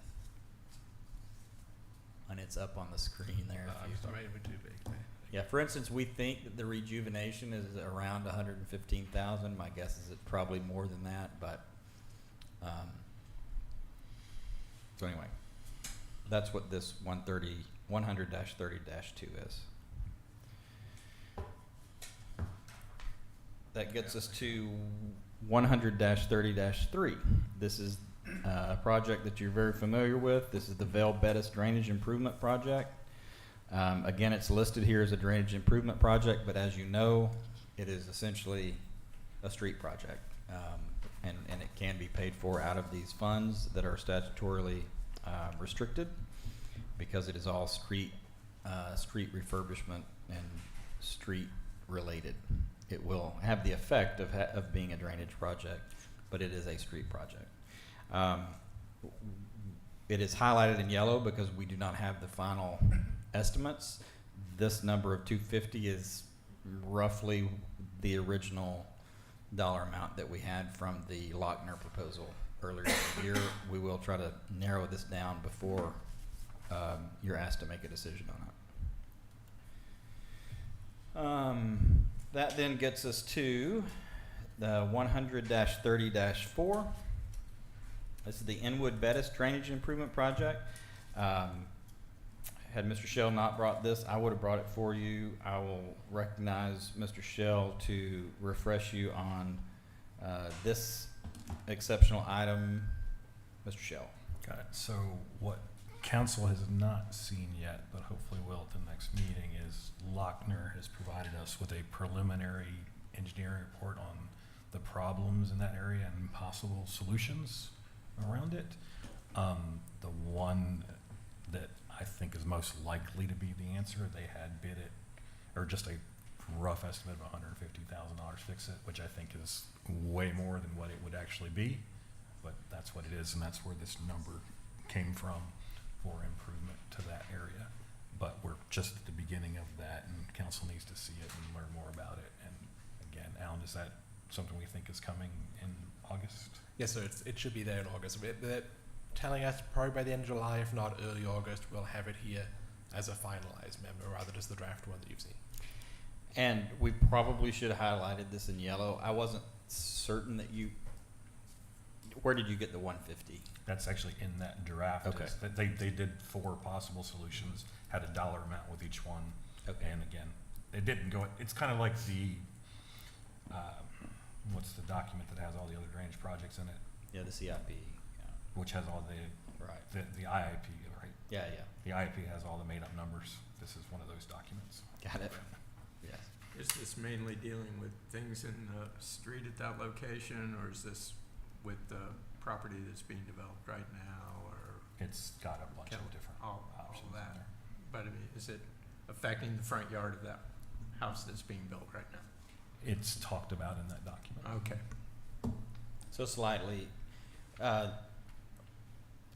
I haven't spent a lot of time with the document you're referencing, but at the end of the day, that curb will need to be taken out and replaced and do some manicuring behind that curb, On which side? both. Yeah. Yeah, there's, They're getting ready to pour the driveway, Yeah. right? They were forming it up today, Oh, really? yes. And I was thinking it needs a drain like at the Marin's house Mm-hmm. to go into the ditch Into the that's ditch, right yeah. there. I don't know if that's in the plan, but Okay. it would be worth looking at Okay. before they get the concrete down there. Okay. Take a look. Any other questions for Mr. Shell on this one? Okay. And let's provide, before we're asking them to make a decision on this, can we provide that, whatever they, Yes, we should have it before the next time. okay, now let's just put it on the back of this exceptional item. yeah, and that's gonna be the updated document. It has my comments, your comments, and the Keller's comments It has the comments, included yes, sir. into it. Okay, that gets us to exceptional item 100-40-1, replace handheld radios with enhanced encryption models. Bringing this to you on behalf of the police department and the chief. And are you prepared to tell us about this one at all? Or? That's the one that I was, we're not really sure of it. That's the one with the map. with Come the on, map. come on up. Come on up. Oh, I know what this one is. Okay, you can start, then I'll help. I think this is the one with the mapping GPS, correct? That is correct. Yep. Yeah. So, yeah, I'll jump in. So, this is to, if you'll recall, and this is, I've given up complaining about this. We end up having to buy new radios. It seems every 4 years or so, because they always just keep coming up with new cool stuff on these radios, and they planned obsolescence, I think, is the term. But these radios actually have an enhanced GPS monitoring ability, and so that when you're on a call, if you were in pursuit or you have to leave your vehicle, right now we can only track to where the cruiser is, correct? Yes, And with these radios, we can actually find you if you're out of and away from the vehicle. Is that correct? Yeah, there's a software that's gonna be on the radio that will be able to track, dispatch will be able to kind of track us on where we're at. You know, if we have to get into a foot pursuit or go into Zilker, you know, foot pursuit over there or something, it's gonna track it, so. So they're updated. The radios are updated, but then also with that higher level of GPS tracking. So, all right. Any questions on this one? What's involved with the encryption? Just making sure people aren't listening on scanners, or? I believe so. Really good encryption. I don't know what it is. Better encryption than we bought 5 years ago. That's all I know. That would be nice. Yeah. Okay, that gets us to 100-40-2. Oh, I'm sorry. Am I on the wrong one? No, that's right. That's right. Okay. 100-40-2, this is the stationary and mobile radar signs. Do you want to explain this one, Alan? This one at the moment, the police department uses the combination of the stationary radar signs, the ones literally affixed to the poles, and then that one trail that we have out and about currently out on Runwood Drive by the park. This will allow us to upgrade those. The ones that we have on the poles at the moment, there is some information you can pull off. It's not terribly useful. It's just more in the moment. It tells the driver that they're speeding or not. The radar trailer, the chief would like to get a better radar trailer that has some upgraded capacity or capabilities, and then the ones mounted to the poles allow us to pull information off in real time and actually analyze then kind of trends of, it's a certain time of day when these speeders are, and actually have individual vehicle level data as just from the radar, not this white truck was going, but just a vehicle passed at this time of day going 36 miles an hour. So we can kind of monitor those trends and help more proactively knock down the speeding. I know just anecdotally, every time I come into town and I go off to lunch, I see somebody lighting up the red and blue lights in front of me on it. And so it'd be nice for the police department to know when that happens most frequently. It's not me, most frequently, so we can do that. And also, I think those kind of data allow us to really better understand where to target. And I think, that's it. It was a half-finished thought. Yeah, you just said, you clarified that the new modern ones have cameras, so they're actually recording the vehicles? No, I said it does not have cameras. Okay. Just more, something came past here at 18 miles an hour, then something came past here at 36 miles an hour. It does not have a camera. It doesn't track who you are. It just tracks something went past at this speed. Okay. Any other questions on 142? Hearing none, we'll go to 100-40-3. Policy software updates and monitoring. I think this one will speak to Ms. Brown. This is a new software that we can add on to our existing software that actually does a better job of tracking the state and federal law changes, so that they can have kind of real-time updates when things are new laws have been passed, so that they stay in compliance with those laws. And this will also, we're continuing to, this is the type of thing that we have to make a stronger play for full accreditation with the accreditation agencies. So also as a check that box as well. Anything more? No, I think that's it. When I first got to Rollingwood, I asked the chief why we weren't accredited. Part of it comes down to the building. The building has to have certain standards and certain things that we're not quite there with. We will when the new city hall or the improvements have been made.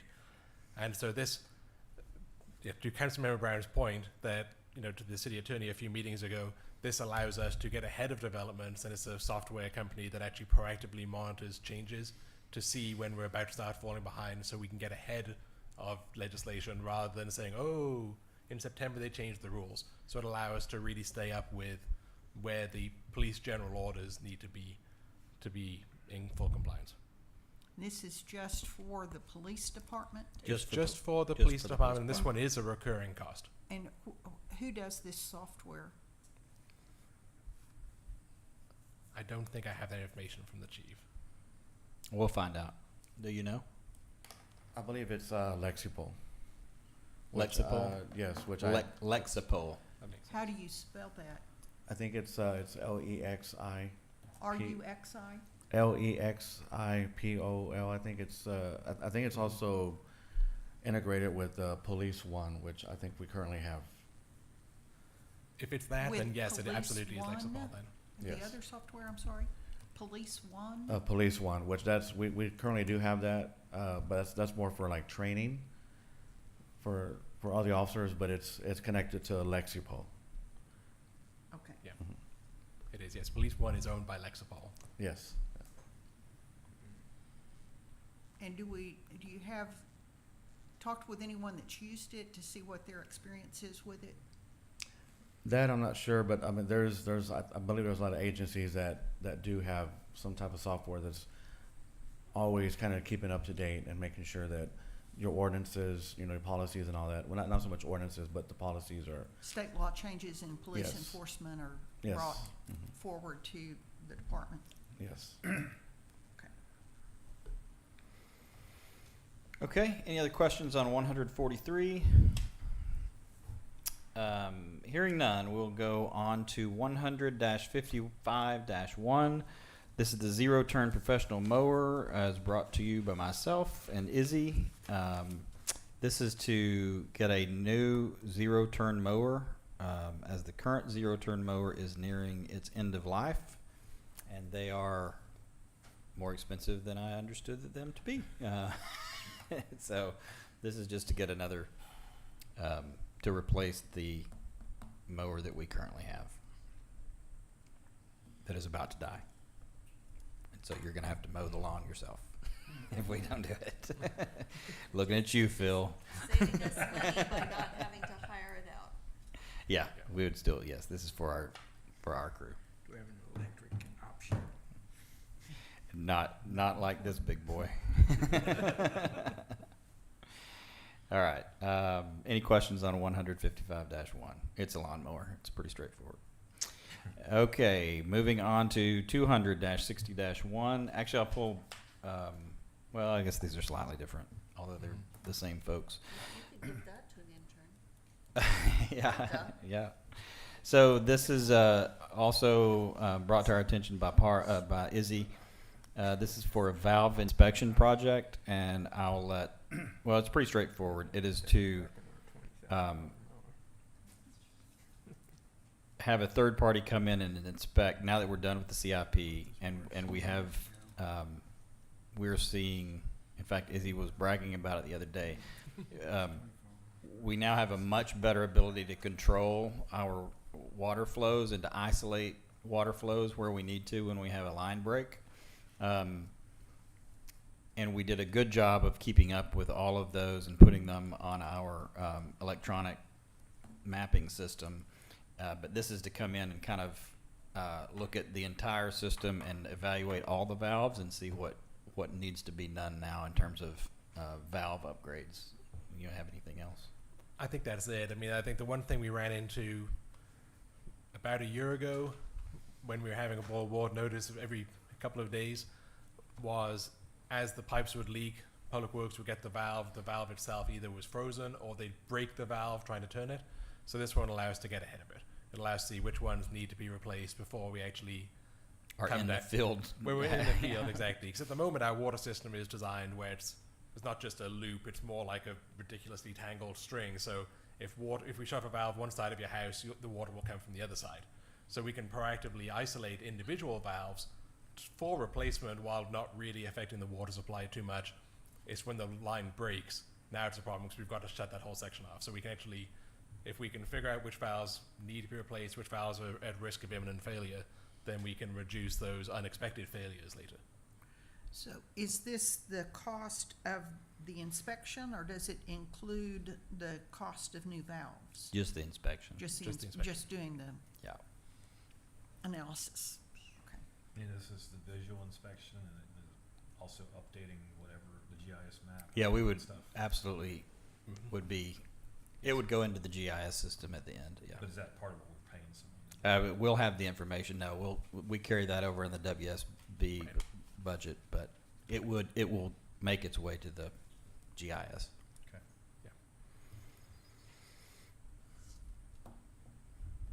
And we sort of held off on this through the CIP. We've known for a while that we needed to do this, but we wanted to get what we could get done under the CIP while we were doing that, and then this is kind of what's left. So,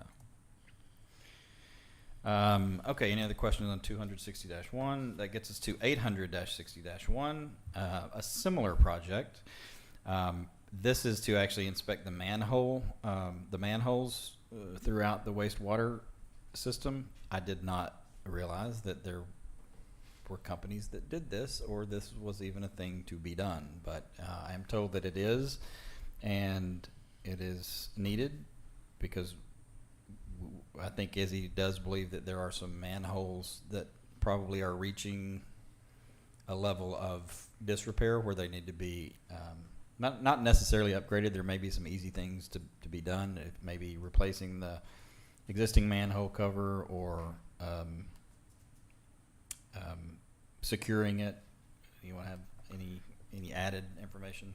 I think the one thing Izzy kept telling me is because we sit over the aquifer, that TCEQ requires that we have certain inspections, that we have the manholes maintained properly. And so he kept saying it's TCEQ permit related and it would help us with that. The manhole covers? The manhole itself, so it includes the manhole, it includes the cover, but it includes. Yeah, the whole manhole as well. It not, includes not just the- not just the manhole. It on the top. includes the concrete structure underneath as well. Okay. So- Again, I'm new to this information. I did Well, not know this sitting going, existed. How does a manhole cover have any problem, any connection Yeah. to the aquifer, but Yeah. if It's, it's the manhole itself? No, because it's we the whole enchilada. exactly we have the cameras that inspect the lines, but as it reaches those boxes, so the cameras don't do that. Right. You know, they do, but not very well, just because the distances involved. Yeah, We're making sure the manholes are not leaking Correct. into the aquifer. that is Yes, correct. I may have said something where I said cover because I don't ever go inside manholes. To me, there's a metal circle, and that's about as far as I go. So, I'm kind of surprised this isn't somewhat done when we repave roads as part of, at least kind of look at that. Well, to that point, I think our staff looking at the manholes when those projects were going on led to this. so. and the inspection of the manhole linings, Izzy is texting me. Oh, I didn't know manholes were lined, but there's lining in there. This will inspect that as well. We're about to learn a Now, lot about just manholes. as an FYI, what do you see when you look into the manhole? Is it just water, or is it water and sewer, or Both. both? yeah, but Yeah, that's what they're putting the pig down. I watch them doing it in the street, and they put the pig down, and you can, every once in a while, you can see things flowing. Right, in the sanitary sewer, it should just be wastewater, but when it rains a lot, as we kind of taught in the budget action request, there's some infiltration from rainwater. That's why the volumes pick Okay, up so during it's the storms. manholes are for the sewer system Yes, there's a big management. difference between the Okay. sanitary sewer system and then the stormwater system, which is also a sewer system. But this is for Okay. the sanitary sewer. yeah. Got it. Except that we don't have a stormwater sewer system. No, we have a couple of isolated pipes, and that's it. We don't have a proper system. Correct. Yes. Yet, And I don't know exactly what it looks like, but having looked down plenty of our lift stations, I'm You don't scarred. wanna see I'm relatively scarred from it. So, well, I saw the one on Hatley when that yeah. was being done, so. Yeah. Just updating my own information, Yeah. thank you. And obviously, each one of these, one is carried in the water fund, the other is carried in the wastewater fund. Well, and, one question on the valve project, is that something we could use the unexpended bond balance in the water bond CIP for, or no? I believe so, because this you is could- limited to water system improvements. Okay. You could, yeah. Okay, any other questions on 800-60-1? Okay, that wraps up your overview of all exceptional items. Again, we'll try to, for these that are not fully baked, that are highlighted in yellow, we'll try to get those narrowed down for you before we ask you to make a decision on them. And we'll give you greater information regarding how much money you actually have to spend when you make those decisions. But be thinking about them. And the next time we bring up exceptional items, you will be asked to make final calls on whether or not to do them or not. Yes, sir. So I was a little disappointed that our landscape architect hadn't finished the plans enough to get it out for even cost estimates and such. I think it'd be really nice if we could get some cost estimates and get some feedback from RCDC on how much of the park improvements that they're willing to fund, so that we could take that into account as we consider the possibility of another exceptional item for some portion of that project, just for planning purposes. Okay. Do you want us to add that exceptional item? I suppose so. I just don't know how much it would be. I would like to add it just so that it's a placeholder. And I mean, in my perfect world, RCDC would fully fund that whole project, but you know, it's hard to even ask them to do that if we don't know what it's going to cost. Okay. And it'd be nice if we could get cost estimates and maybe push our architect a little bit to move along, since he's working within the framework of a budget process. Oh, you did. Okay. Yes, we'll do that. We're adding the exceptional item now, and it will be added for your decisions on exceptional items, and we'll try to get some numbers to put in it as well. And it's exceptional item 100-55-2. Thank you. Yes, sir. Okay, any other items on exceptional items? Okay, that gets us, we're getting close, I promise, bear with us. That gets us, okay, we're now taking our expenditures hat off and we're putting our revenue hats on. So now we're gonna talk about revenues. And we'll do this with this document that is in your packets, titled City of Rollingwood 2020, it should say 2020, 2026, 2027. We will change that. The 5-year averages, No, we will get to the 5-year average. We're going to work off of this document with the green. is that a handout Yeah, it should be in both the packet and handout. I think it's in this one. in the I think it's 5-year? the It is on page 53 of the packet. Well, I'm in the HTML. It's in the historic averages document, I believe. I'm not seeing anything with those colors. Uh, The green with the revenue. 20, This is the one that says 2024. Yes, for the record, I'm correcting for the record, and we will change it and post it. So it says City of Rollingwood 2024, 2025 revenues. That is a mistake. It is the 2026, 2027 revenues. okay. And it's as of June 30, 2026? That is correct, Okay, yep. got it. I think I have the right page. Okay, so we'll go relatively quickly through this, but these are the projected revenues that we believe will come into the city through various sources. We'll spend the most time on, again, Fund 100, and we will work our way through each one of the departments quickly, and I'll point out any sort of new items. The first revenue will be line item 4,000, which is property taxes. This is kind of obviously the main revenue driver for the city and for Fund 100. It is highlighted in yellow because we do not have all of our information back from Travis County as of yet. And so we just plugged in the same, the 2025-2026 budget rate, and that generated estimated revenue of $1,766,211. So that is the number that you see to the right under draft 2026-2027. That number will change based on the new adopted rate that you end up choosing. And when we have our next meeting later in the month, we will have those various tax rates for your consideration. The next major thing that I would point out is under line item 4040, the city sales tax. You do see that we're running a little bit ahead of projected schedule. Our 2025-2026 budget projected $800,000 in city sales tax. If you'll see projected actuals at $875,526, that's where we think we'll end up at the end of the budget year. That puts us roughly $75,526 to the good. Now, for budgeting purposes, we like to be conservative on this. So although we budgeted 800 and we believe that we're going to be 75,000 over, for budgeting purposes, we only bumped that by about a third to 825,000. So we're still being conservative while still raising that estimate slightly. This probably is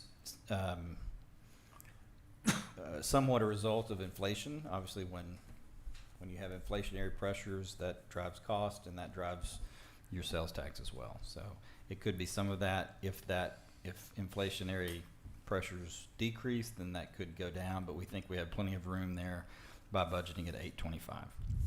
Do we know how much of that's brick and mortar versus online? We don't.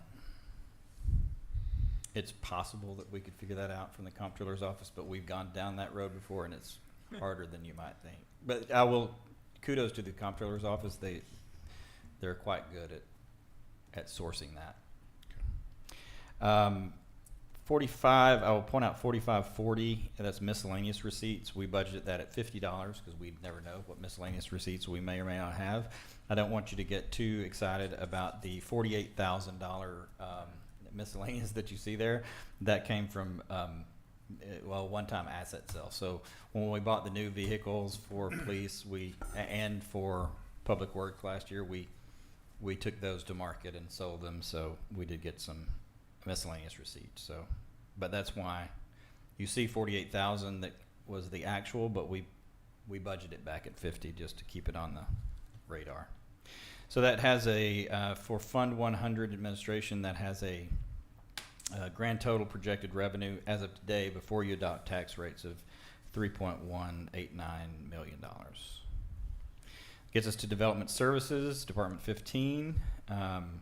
All these, there's really not much to see here. Basically, these revenues kind of, if you'll see the 25-26 budget and where we're projected on the actuals, as long as it's kind of in the ballpark of where we're seeing, we typically keep those roughly the same, and we did throughout this department, which gets you to a projected revenue of $65,250.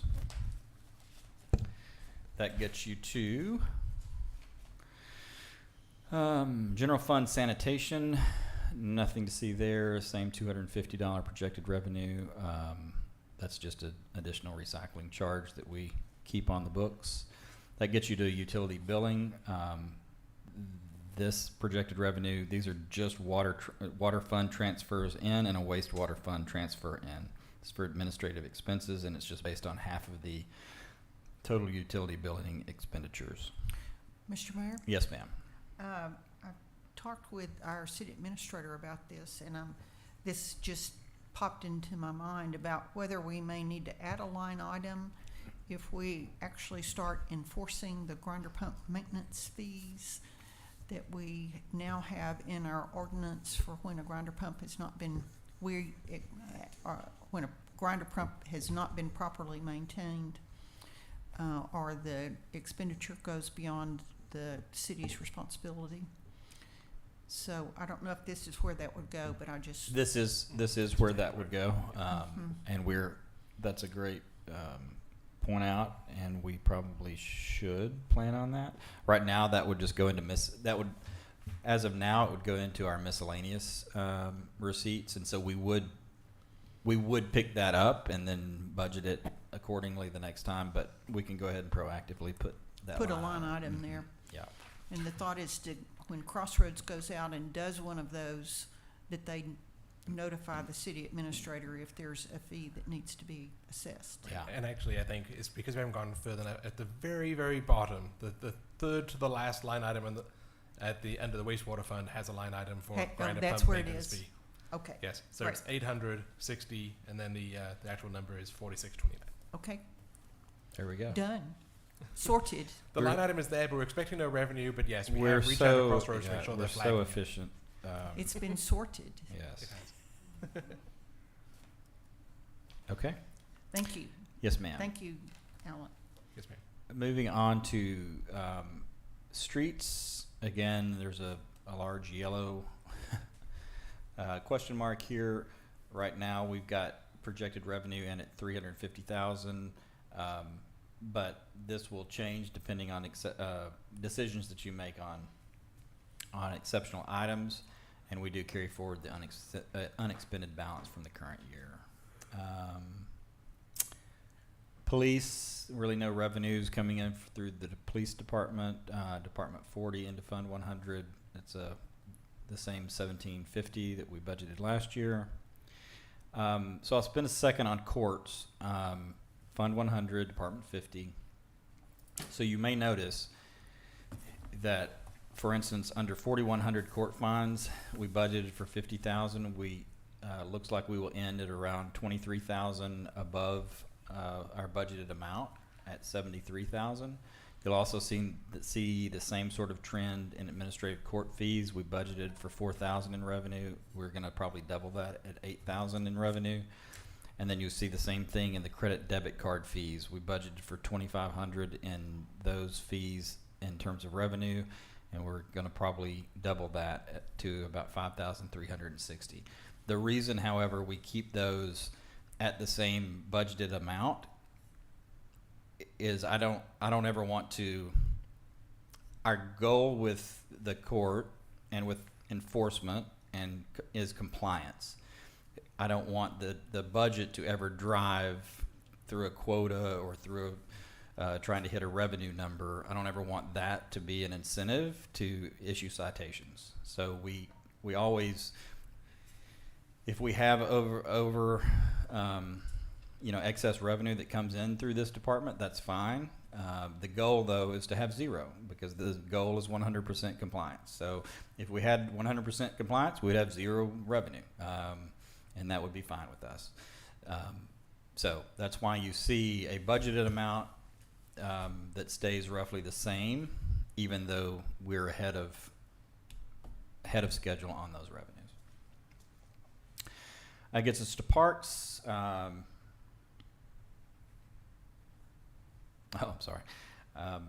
gets us to parks, Department 55. There's really not much to see there. I wanted to point out 4320. The field lease at $35,000. It does have an automatic escalator in that contract of 2% a year, so we did account for that at $35,700 for a total revenue to parks of about $40,900. That gets you the grand total into the general fund of roughly $3,847,683. That number, obviously, as I said earlier, that is based on that number will likely go up depending on your decisions related to rates and exceptional items, tax rates and exceptional items. Any other questions on revenues for department or for Fund 100?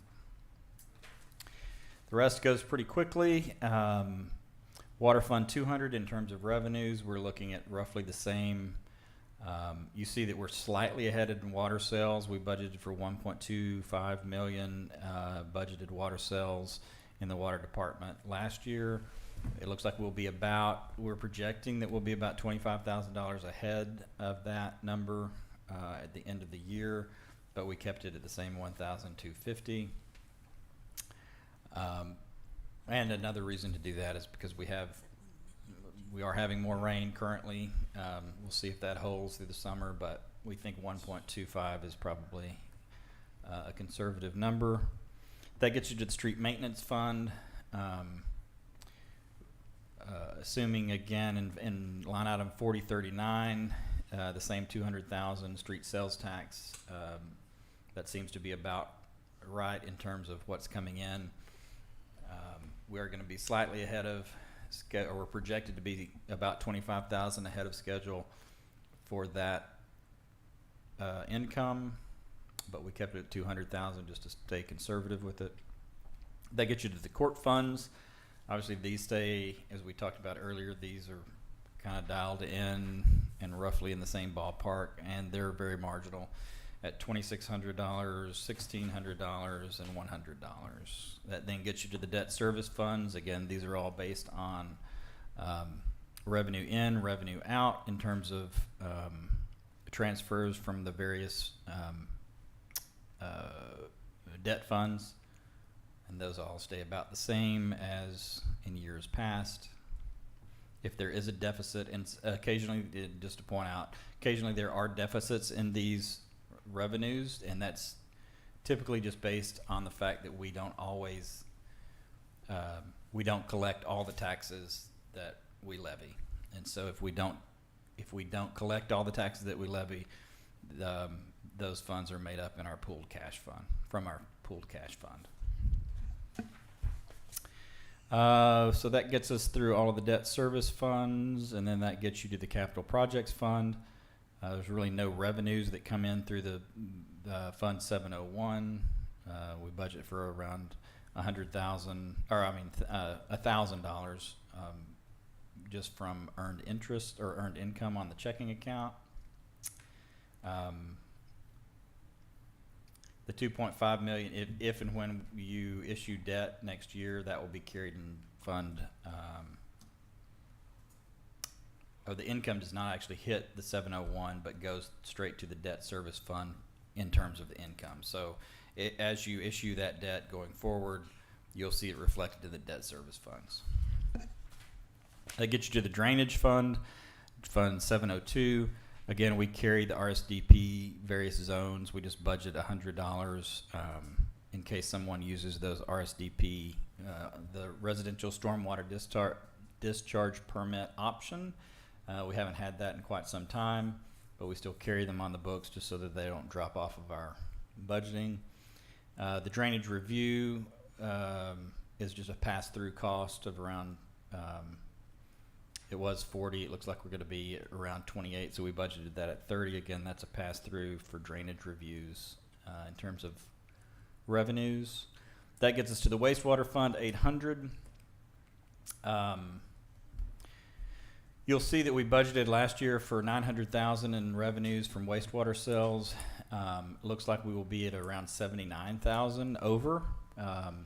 But we kept it at the same 900,000 because we're keeping this conservative in terms of the revenue estimate, because we do see a slightly lesser trend on the water sales side.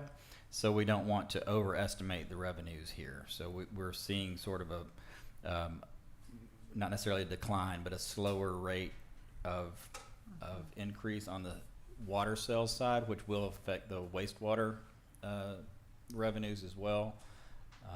And I think that's probably a good segue to take you to the 5-year averages. Any questions on any of the projected revenues on any of the various funds? All right, so that gets you to this document.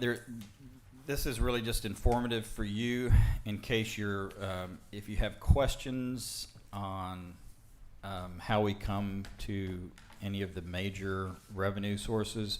We started doing this 5 or 6 years ago, where we just give you sort of a 5-year rolling average for the major sources of revenue. This does not include every source of revenue. Obviously, those are all, that's what we just covered in the previous pages. But these are the kind of the major revenue drivers for the city. And so we do give you sort of a 5-year average for each one of these. Those include the major sources of revenue, include the current property taxes, 4B sales tax, city sales tax, electric utility franchise fee, court fines, commercial park permits, water sales, and wastewater. So it gives you where we were in 21, 22, 22, 23, 23, 24, 24, 25, and then the projected revenue that we'll have for this year. Very impressed by Alan's Excel spreadsheet skills. He added this 5-year trend line for you, a thing that I did not know existed until he showed it to me on Excel, but it kind of gives you a sense of what that trend line is doing in that particular revenue source over the last 5 years. Not really anything huge to point out. You can kind of see, obviously, if we, like for property taxes, that is a pretty consistent trend line over the last 5 years, and there's no reason to think that it wouldn't continue in roughly that same trend lines. So that's why you have, we had a budgeted amount in 24-25 of 1.6 to 1.7 to 1.76. So you see that kind of floating up. The 4B sales tax has stayed pretty consistent in terms of the 5-year average at 200, so we budgeted at 200. You do see that it is projected to be about 25,000 over that for this current fiscal year. City sales tax, we've already talked about that one. We stayed conservative at 825, even though we projected to be at 875. The 100,000 utility franchise fees is pretty much spot on. The 5-year average is slightly higher at 111, but we're projecting it to be at 105, so feel like 100 is about right. Court fines, again, keeping those consistent at the 50,000 versus what we actually project. And you'll see the court fines, they're kind of all over the board too. If you look at the last 5 years, we've been anywhere from 54,000 to 107,000. So they truly are all over the board. Commercial park permits shows a slight decline over time, although the 5-year average is slightly higher. We think 5,000 is a conservative number. You've got your water cells pretty consistent. If you look at the water cells in 21, 22, we're at 1.5. So we went 1.5, 1.5, 1.5, 1.6. Now we're projected at 1.2. We have sort of a working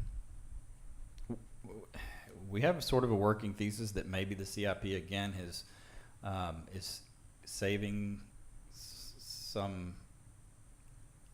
is capturing some water that we were formerly losing. We don't know exactly why. We think two things are probably playing into this decrease in sales. One is where it's a little bit more wet right now, so obviously that's the biggest driver. But we do think the CIP and the replacement of the water lines and the refurbishment of that water system probably is having a positive effect. And this is a pass-through cost, so. Can you tell if there's a delta between what we're buying and what we're selling? Because the leak is in the distribution, not the service. Yeah, we actually just had that conversation the other day. We can, and we're going to, and we think that'll probably be part of the study, right? Yes, that's part of it. And of course, I think one of the other aspects of the water sales declining is we've been very proactive, as Veronica has been very proactive in looking at the iron water, the electronic meters. So minor water leaks, they still exist, but they're being knocked down very quickly because as soon as she sees one, she notifies them that same business day, if not the next one. And so the small ones, people just fix and move along.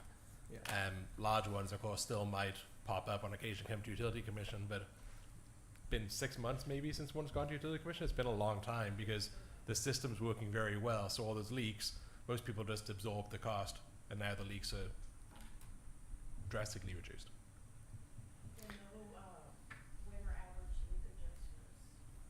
Yeah, we've had very few leak adjustments recently. So, and then there's a solid black line there, and so again, switch back to expenditures. We do give you the 5-year rolling average on water purchased, so that's an expenditure, not a revenue. But we also wanted you to have that expenditure of water purchased. So it kind of speaks. That doesn't speak directly to what you were just describing, but we are seeing a similar decline in the water purchased over time as well, where we spent 842,000 and then 632, then 734, then 639, and now 726. So we're seeing a slight decline since 21-22 in the water expended on the water purchased. Anyway, this sheet is really just informative for you to kind of keep an eye on those rolling averages. Any questions on any of the 5-year averages? All right. That just about concludes this work session. So the next time we meet, I get to put a check mark by July. The next time we meet, we will, it is for the special council meeting on August 5th. At that meeting, we will submit the no new revenue and voter approval tax rates to you. So we'll have all of our information back from the county. And then this is, if you recall, this is the short meeting that we have where we set the public hearing on the budget and the tax rate for the September special city council meeting. That special city council meeting, mark your calendars, will be Wednesday, September 2nd. So it'll be a relatively short meeting. We will also set the ad valorem tax rate to be posted at that time. Historically, we've set the no new revenue, or historically we've set the voter approval rate, which is the higher rate, because you can always adjust that rate down, but you can't adjust it up from what is posted. So it'll be a relatively short meeting. The motions are all standard motions. We'll provide you some options for those motions, but you should anticipate a relatively short meeting for that special city council meeting on August 5th. Anything that I've missed on that for that one? I don't believe so. I know there was some question as to if we can get 4 members of council to it. So if you don't mind, if we can verify that, your attendance 2 weeks from today. Otherwise, you have to make some adjustments because it's important we hit some dates. Yeah, because we do have to have And a, that's at We do have to 5 have 4. o'clock? yeah, we have to have a super majority for this meeting, so, What's our time? it's 5 p.m. 5 PM on August 5th. That's it. I see 3 people nodding, 1 person smiling. So Well, since I'm the one that messed up the last, I better check mine too. You know, 5 was a little tough. I was in Lubbock at 3 o'clock today. And But you made it. I made it, but, It's impressive. yeah. Um, You know, Push it for 5:30. Well, it's just, a lot of times I'm traveling and it's hard to get back here. And for let us 5 know, o'clock meeting. Sometimes, the main reason that it's at 5, and we have done this meeting in years past, we've done this is the one we've occasionally done in the morning. So if we need to find a different time, we can. The main reason we have it at 5 that day, there's a regularly scheduled planning and zoning commission meeting that evening. I assume that they're going to meet, but we'll work with you. We have to have 4, so we'll work with whatever we right need now I to do. don't have a schedule conflict, Okay. so I'm okay. Okay, sounds good. So anyway, you will not be asked to make any decisions on exceptional items at that meeting. You'll be asked to make those decisions on exceptional items on the Wednesday, August 26th meeting. All right, any other questions? All right, thank So you. our council meeting's August 26th. Yes. August, okay.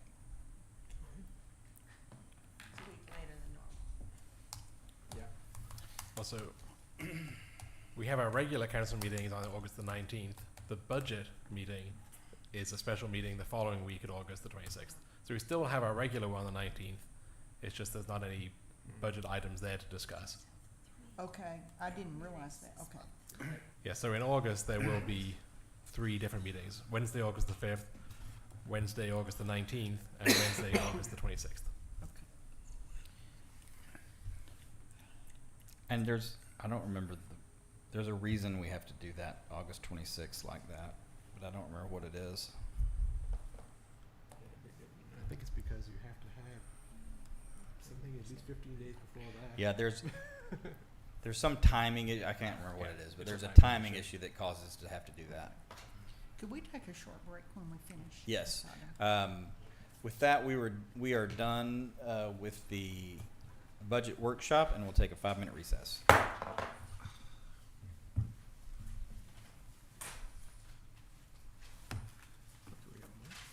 I think we've got, some other items, like I think we have the consultant. Oh, that's right. No, we got Where's 5 that? minutes and then still, Oh, then an interview. oh, okay.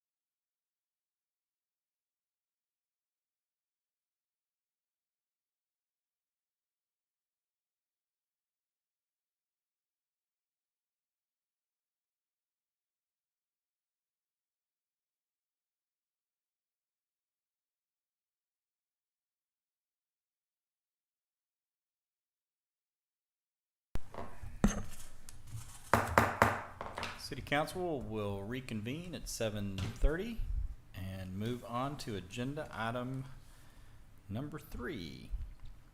Discussion and possible action, pulling up agenda item 3 and 4. Discussion and possible action on the final report on revenues and expenditures in connection with the Water CIP program, as well as agenda item 4, discussion and action and possible action on a final report on revenues and expenditures in connection with the 2018 tax notes and the Nixon, Pleasant, Hubbard, Hatley, Pickwick drainage projects.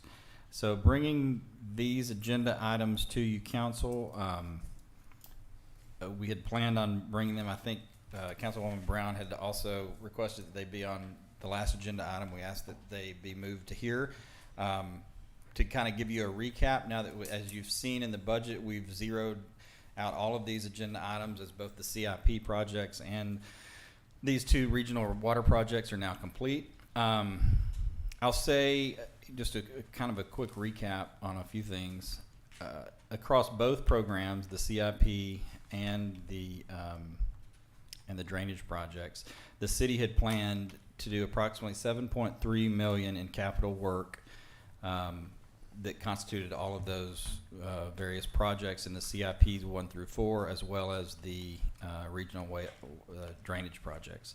Happy to report that those the capital work has all been delivered on all the projects. We completed the substantive upgrades and refurbishment of the water system, as well as those critical drainage improvements that one of our council members is well aware of for nearly a decade, as well as the other Hubbard, Hatley, Pickwick project, which Sarah and I have been a part of for also a decade. So happy to have those finally completed, as well as the CIP. Of all of that $7.3 million in capital work, there was, at the end of the day, a combined variance of only $66,277.70. So we basically were over. So all told, out of the entire $7.3 million planned, we were only over budget by roughly 0.9% of the total planned spend.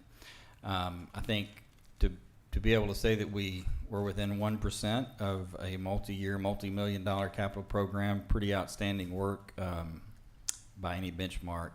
And I appreciate the staff and our contractors and engineers and council for helping us stay that close to budget. I think a key driver of the performance was the decision for us to bid and construct the drainage projects in tandem with the CIP 1 through 4 projects.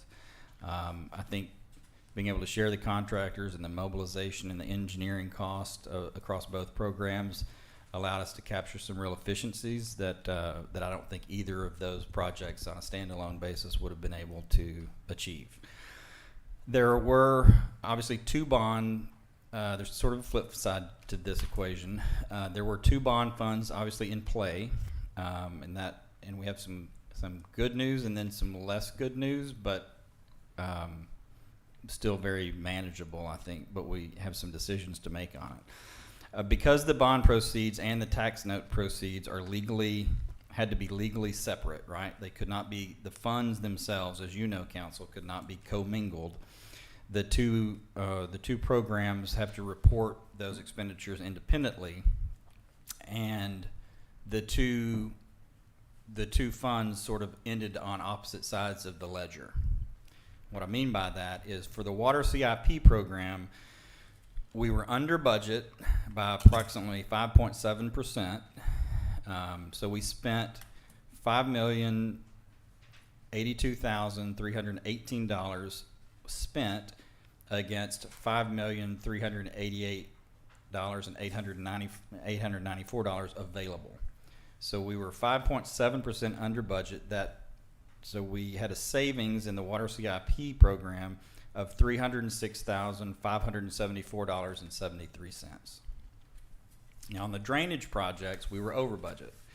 So we spent $2,494,612 spent against $2,121,759 available. So we were $372,852.43 over budget on the drainage projects. So the net position across both programs was that 0.9% miss. The practical effect is that the CIP surplus of $306,574 is somewhat stranded. It is bond money that can only be used for CIP eligible water system purposes and cannot simply be moved over to cover the overage on the drainage projects. So my and there are various ways to handle this. One of them, Ms. Brown mentioned earlier. You could use those funds for some other types of water-related infrastructure projects. My recommendation to you is this. I believe, and again, I'm not overly passionate about it, but I think that my recommendation would be that you apply the $306,574 in remaining CIP funds to reduce the impact of the water CIP bond debt on the city through a bond defeasance process. So this is fully permitted.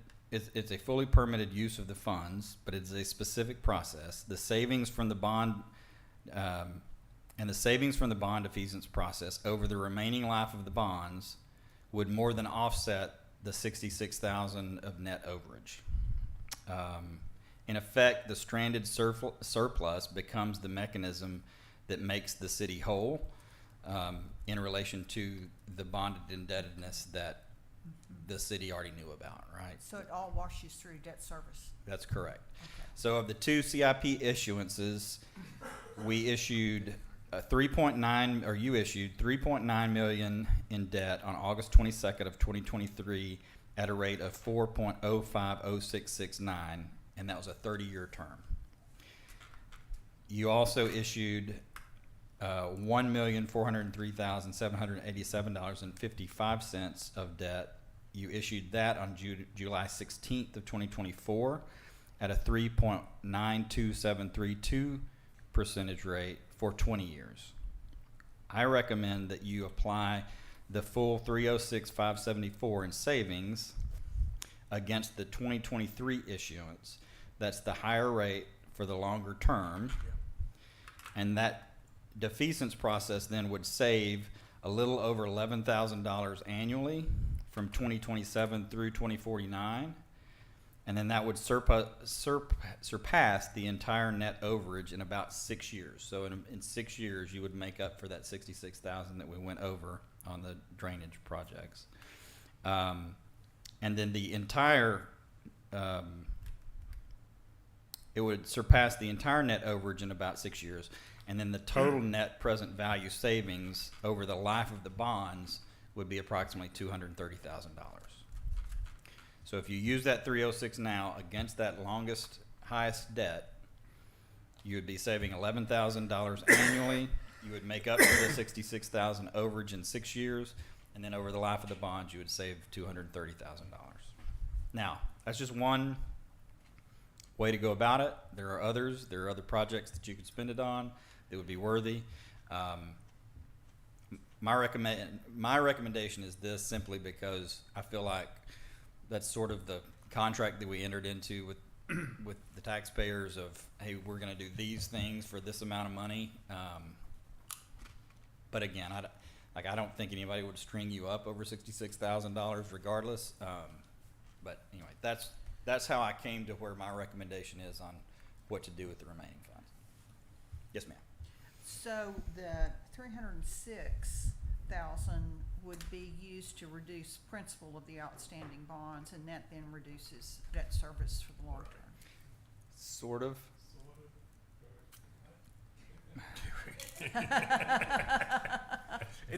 Sort of, It's a okay. complicated. I learned a brand new word when yeah.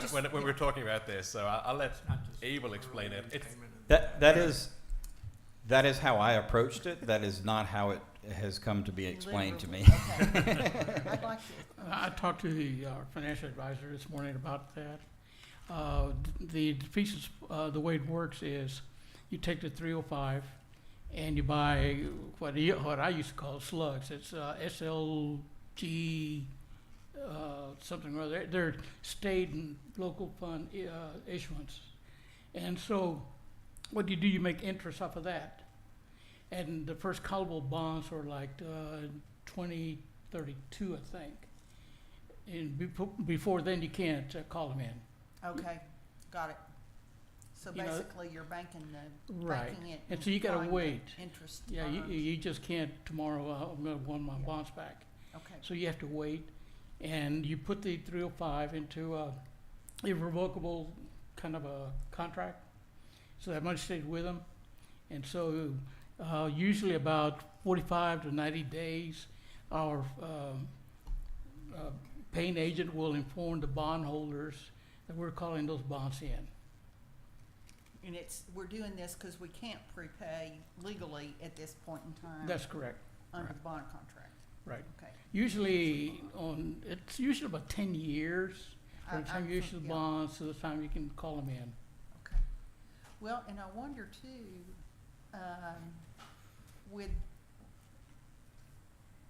is there a cost to the defeasance process that we can avoid There's if we? there's a small cost, but nothing like the cost incurred when you issue bonds, Okay, nothing like that. And the process itself is very cut and dry, it's not a long, drawn-out it's easy, procedure. it's been done before. Okay, Yes, ma'am. thank you. Yes, ma'am. So anyway, we're happy to let you sleep on it. You're posted for action if you so decide. We can repost it later. I'm happy to do it however you want. I wanted to cover all those numbers with you, cover the facts with you. I do think, to be within 0.9% on a $7.3 million plan spend is pretty solid stuff. And we have a mechanism to make it up. Again, it's only $66,000. We can kind of do it however you want. I'm not overly passionate about any of it, but I did want to also bring a recommendation to you as to what I would do if I were in your shoes. So that's why it took a little bit of extra time. Well, Mr. Mayor, I think it's a good thing to do, and I think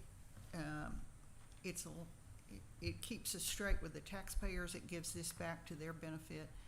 I'd like to have it posted with an action item so we get the motion articulated correctly. And I'm happy to do it like that. It also gives us a little bit more time.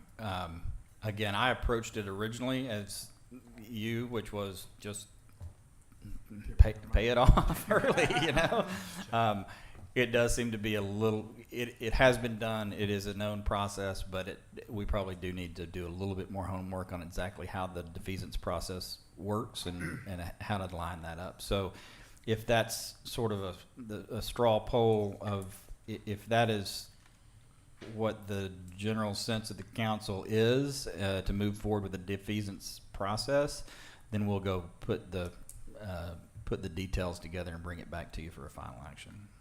So is that roughly what, everybody will have another bite at the apple, but I'm seeing a head shake that's, I've got a procedural question. Yes. Since part of this heavily impacted my property before I was involved on council, should I not be involved in this no, conversation? you're fine, because it's not affecting, if it were only affecting you, that would be one thing, but no, it's. Well, and this is affecting the bond funds, not the tax notes that we That's use right. for the drainage, so That is correct. I I'm don't think. comfortable doing it, but I want to make sure. Yeah, Yeah. everyone else you're is totally aware. fine. Okay. Yep, Then I'm nodding my head yes. you're good, okay. So a little side detour on this item. Did we get any explanation of why we were over on the tax note projects? I will claim some responsibility, and I'll just say it like this. And I think that one of the council members will probably be willing to back me up on it. We do not fully utilize all the powers that are at our disposal in the city of Rollingwood to move forward with projects in the manner in which we would otherwise do. And because we work on a We don't bulldoze. because we work on a consensus-driven process, we and I bend over backwards to try to accommodate and make accommodations where they're needed. And so I would say the majority of cost overruns were due to trying to make sure that we make accommodations as opposed to just telling people to go to hell. So, and that's all I'll say about that. I'm just wondering if there are some things that, it's kind of debriefing the project, that there are some things that we can identify that we should do differently on future projects. I mean, like, I will say, to me, like, if you flunk a test, you need to learn the Yes. material so you do better next time, right? So if we had something that didn't go quite the way it should this time, then we should learn what it is that we should do better next time so that we don't have that same problem again. I'll say that I had a similar conversation. Al and I had a similar conversation. Two things come to mind on that. One, I think there will be fewer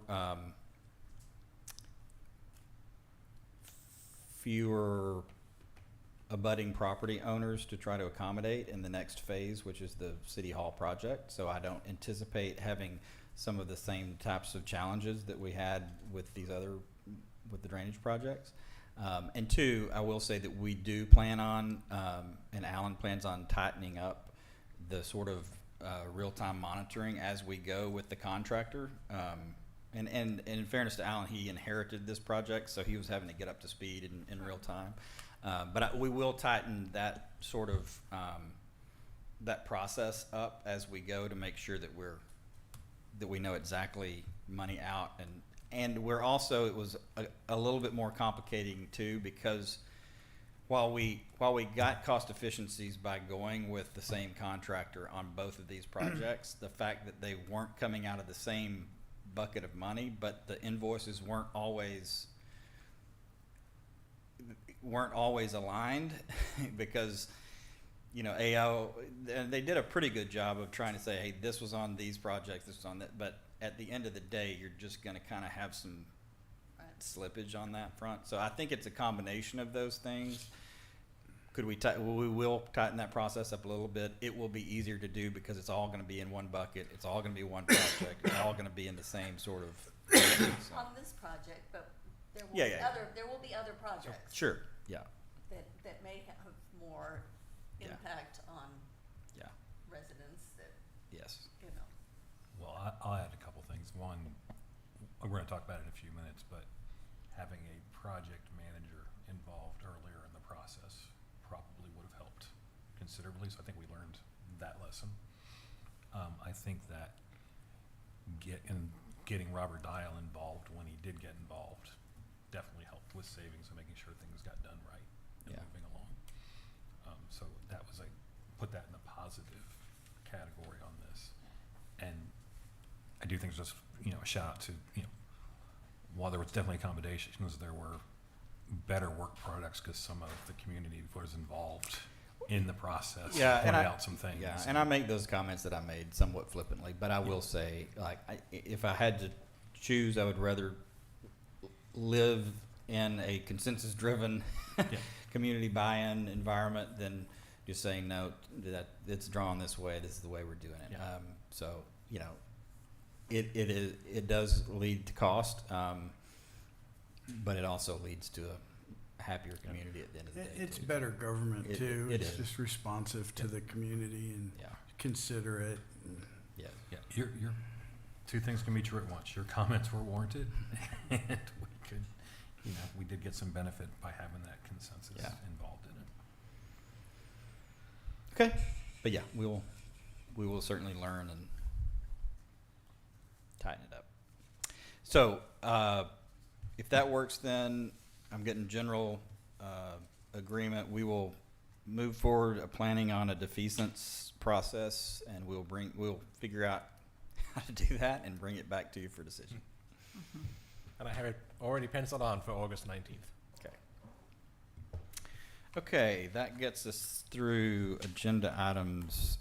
Hearing no other action on agenda item number 3 and agenda item number 4, we will move off of those agenda items and move on to agenda item number 5. Discussion and possible action on ranking firms that responded to the request for qualifications for owners' representative services for City Hall improvements and authorizing the mayor to enter into price negotiations on behalf of the city.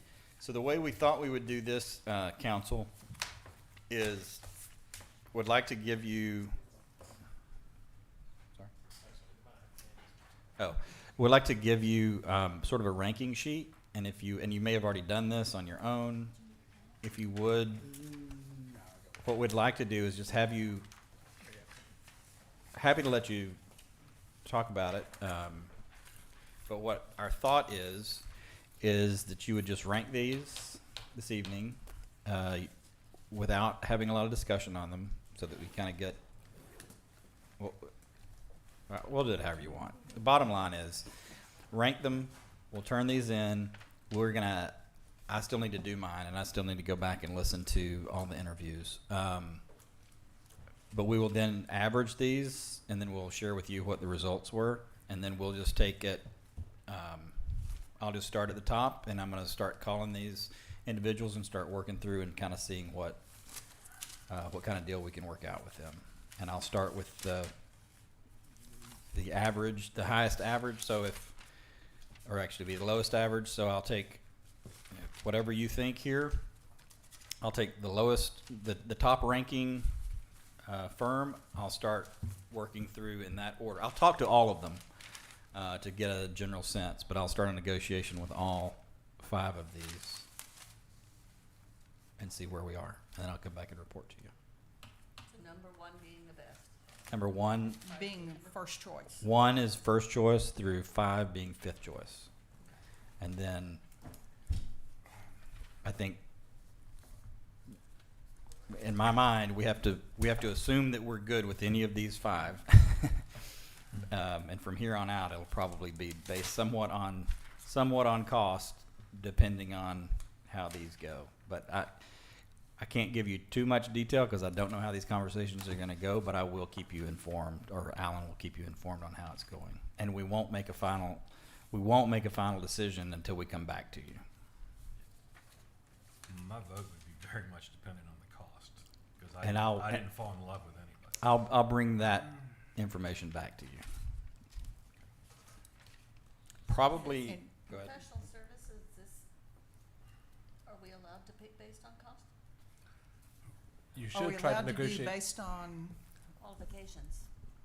Right. The intention at the moment is to rank them by qualifications, so that the mayor can negotiate with the highest qualified company to see if we can reach an agreement on the cost, and if not, go down the list. Well, Exactly the That's same as with allowed. engineers. Right, but that's why I just wanted to clarify, because Kevin said that his choice was gonna be based on how much yeah. it Well, costs. And sorry. it's like, My, and I don't think that that's legally they the all way we provide a can bunch do of it. services that I don't know what we need, so I don't know what Right. services we're paying for. That's Yes. what I Right. really meant. To Alan's point, you're ranking on qualifications, and then I'm gonna negotiate, and then you'll make a final determination. Now, again, all 5 of these, we sort of agree are qualified. Yes, ma'am. has staff checked the references? That will be part of this next, that will also be included. When we start, we'll start checking references in the order from highest ranking to lowest ranking. Okay, what if, That she may be concerned that she wants to know the results of the references before she makes her choices. yeah, if there are concerning references, then We'll- bring us back a ranking sheet. Yes, got it. If you could inform us We will of do that, Yes. and then bring it, and then we can re-rank. Yep, absolutely.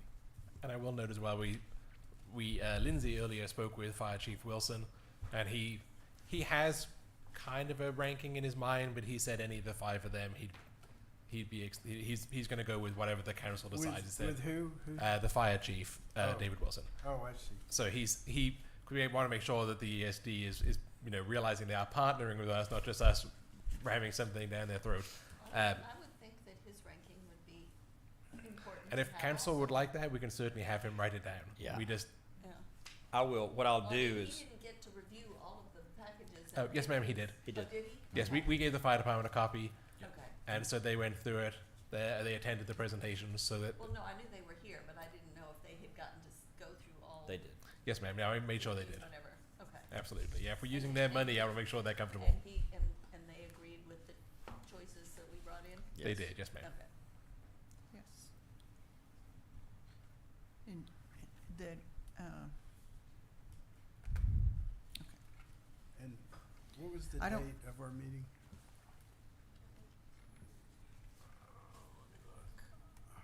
Was Yes, it it what was 2 your weeks question, ago? Kevin? I'm July sorry. What the 15th. date was that we heard all that? I'm looking for We some- heard it on the 17th, The Thank you. 15th, 13th, 13th, okay, the thank 15th, 1 week ago. 15th. Yeah.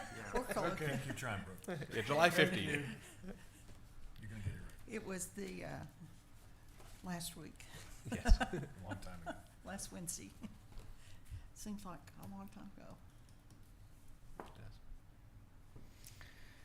Okay, and if you would, write, if you don't mind, write your name at the top so that I know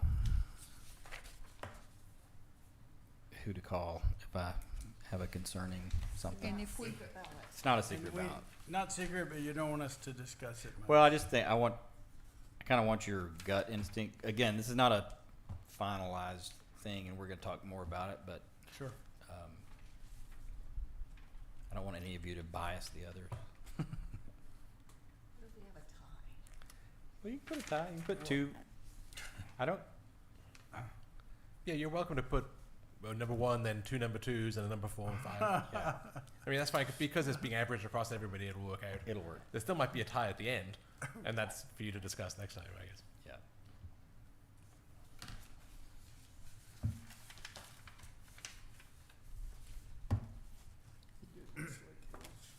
I'm gonna bias you. Who did you pick? I'm gonna bias you. AGCM. That's how I feel. It's like this.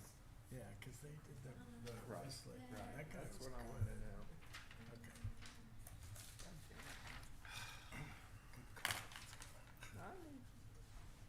They were good. Here's your second choice right there. You didn't like them? You are biasing him. I know, I told you I was going to.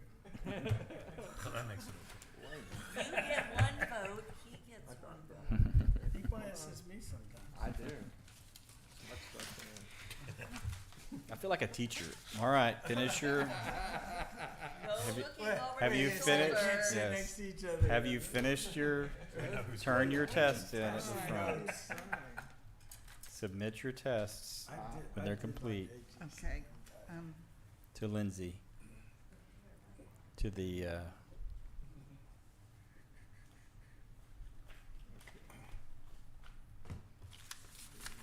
For what it's worth, my project manager's advice was to try to get local instead of big national. True. People who are gonna be around and personally responsive. right. And that's- We'll try to kind of bring you back sort of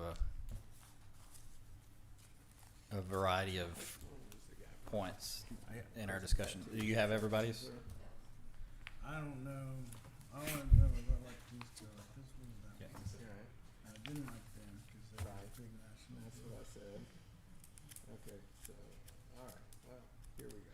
All right, here you go, Lindsay.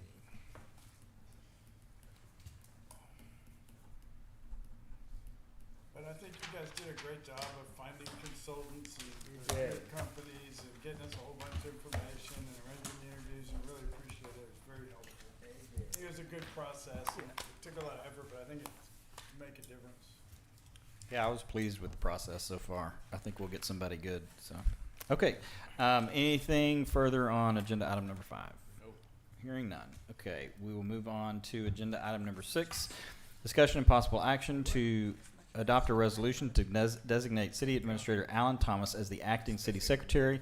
Kudos to Ms. Brown for pointing out that it would probably be a good idea just to avoid any potential questions related to any of actions that are taken by council that are required to be signed or reported by the city secretary, to make sure that we have somebody acting especially with the budget. officially in that role. So this is really just a belt and suspenders to ensure that we have someone designated until that role is officially filled by future action by the council. So pretty straightforward, a little bit of a rubber stamp here. I would recognize Ms. Brown for a motion. I move approval of resolution 2026-07-22-07 designating the city administrator Alan Thomas as acting city secretary. You have a motion. You have a motion by Ms. Brown. Is there a second? Second. You have a motion by Ms. Brown, a second by Mr. Shell. All those in favor say aye. Opposed say no. Being 5 ayes, no nays, motion carries. Thank you, Ms. Brown. Thank you, council. And with that, we will move to executive session. Agenda item number 7, executive session pursuant to section 551.074 of the Texas Government Code for discussions and personnel matters regarding the applications for and the appointment of a city secretary. We will move to executive session at 8:01.